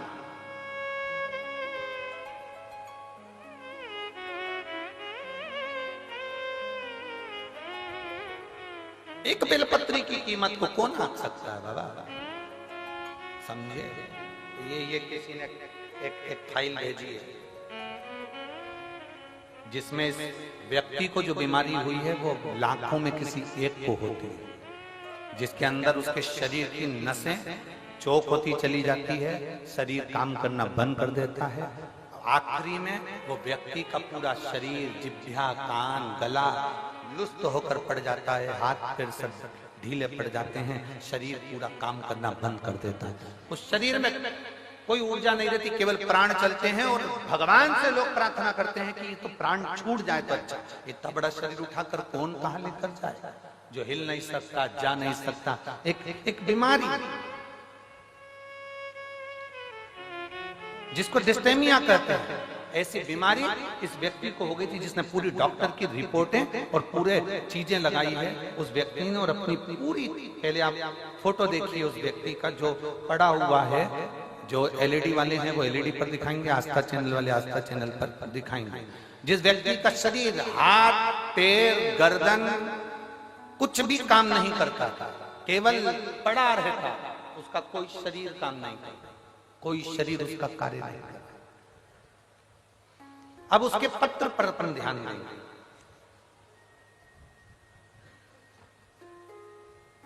मेरा नाम अजय कुमार मेहता है। मैं फतेहाबाद हरियाणा का निवासी हूं। कहीं बैठे हो तो हाथ हिला सकते हैं।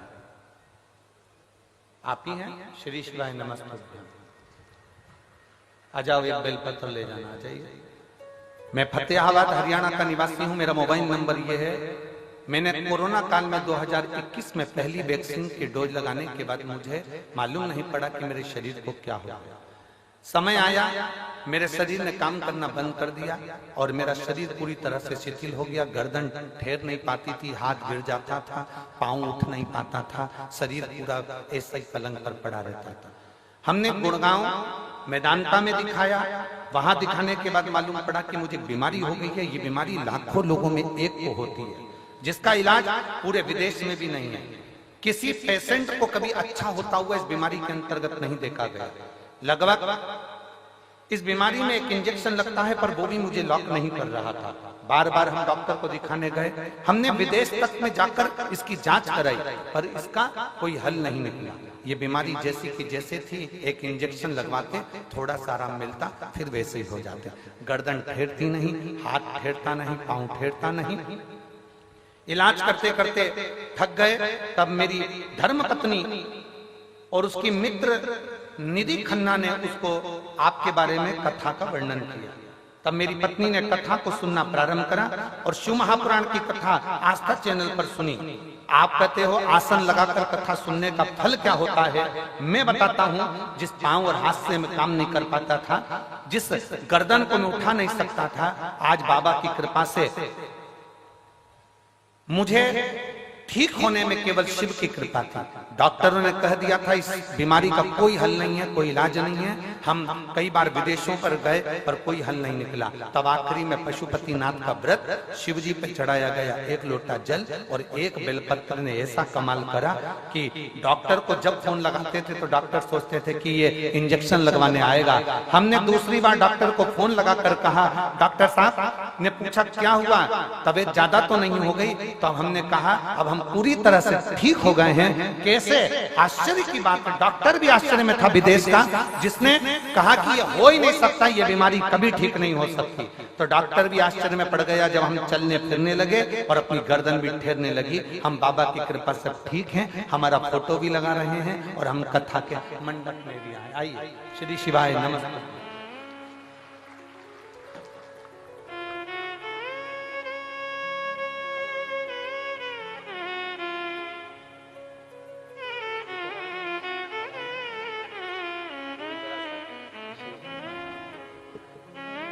आपने पत्र भेजा, ये शिव तत्व है। जो व्यक्ति पलंग पर से नहीं उठता था, जिसका शरीर काम नहीं करता, लाखों में किसी एक को वो बीमारी हो जाती है जिसमें शरीर पूरा तरह से चोक हो जाता है। कई बच्चे ऐसे पड़े हुए हैं, हम उनकी माताओं से निवेदन करेंगे, आपको किसी के पास कहां तक लेकर जाओगे? डॉक्टर को दिखाओ, जांचें कराओ, डॉक्टर बोले वो दवाई खिलाओ, एक्सरसाइज कराओ, सब कुछ डॉक्टर के हिसाब से करो, पर एक बेलपत्र और एक शिवजी पर चढ़ा हुआ जल कुंदकेश्वर महादेव के नाम से जरूर खाना प्रारंभ करो। मेरा देवाधिदेव महादेव साथ निश्चित।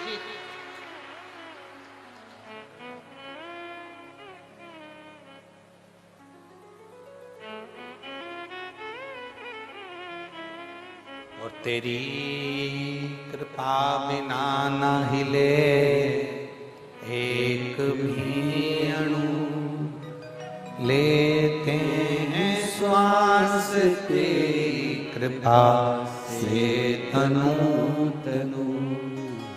हे गंगाधार मुक्ति द्वार ओमकार तू, भोले ओमकार तू, आयो शरण तिहारी शंभु तार तार तू।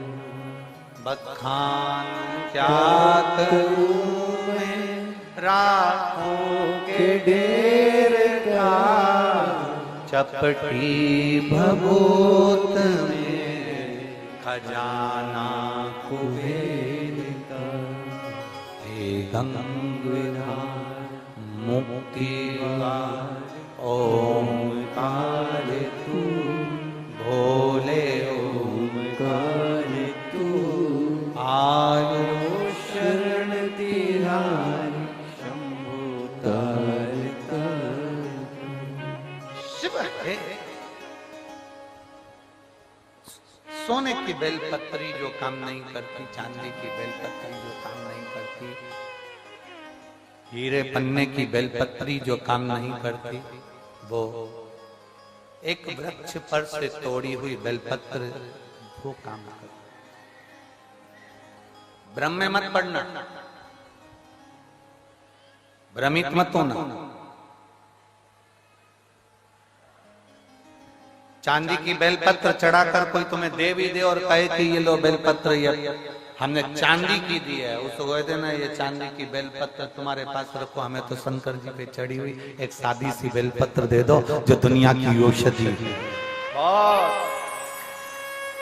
बहुत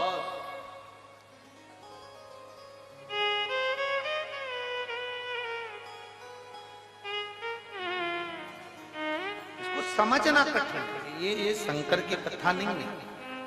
ये आप लोगों को लग रहा होगा कि तारा बाबा की कुटिया में शिव महापुराण की कथा चल रही है। ये शिव पुराण की कथा नहीं है। ये तारा बाबा जी ने 7 दिन संपूर्ण विश्ववासियों के लिए एक शिविर लगाया है। जो आ गया वो अपने जीवन की सारी खुशियां बटोर कर तारा बाबा की कुटिया से ले गए। शिविर आप धारण करो, आप समझो क्यों उसका स्मरण इतना प्रबल है, क्यों शंकर की कथा का रसतत्व इतना प्रबल होता है, क्यों शिव भक्ति का रसतत्व इतना प्रबल होता है।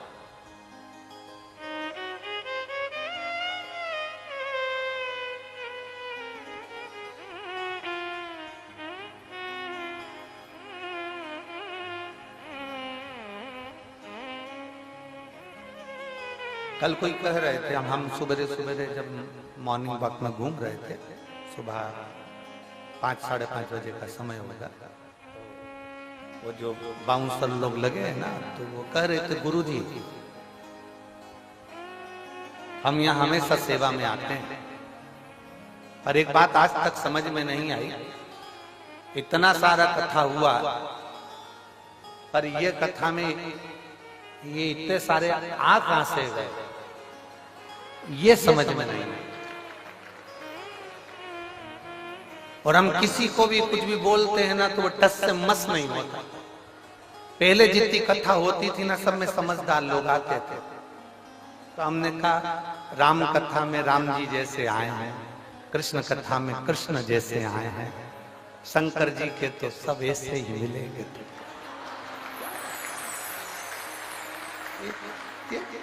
हटने कोई तैयार नहीं होते। गुरु जी शिव पुराण में ऐसा क्या है? हमने कहा तुम भले 7 दिन की सेवा में लगे हो, पर 3 महीने के अंदर तुम्हें मालूम पड़ेगा कि शिव महापुराण में है क्या। हम नहीं बोल कर जाएंगे कि इसमें है क्या। तारा बाबा जी ने ये कथा करवाई है, तारा बाबा जी इस कथा को करवा रहे हैं। हम जजमान का नाम, आयोजक के नाम में भले इनका नाम ले देते, पर आयोजक वही है जो अंदर बैठा है, आयोजक वही। तारा बाबा जी कथा करवा रहे हैं, तारा बाबा जी सुन रहे हैं, तारा बाबा जी ही बचवा रहे हैं, कोई दूसरा नहीं। शिव को पहचानना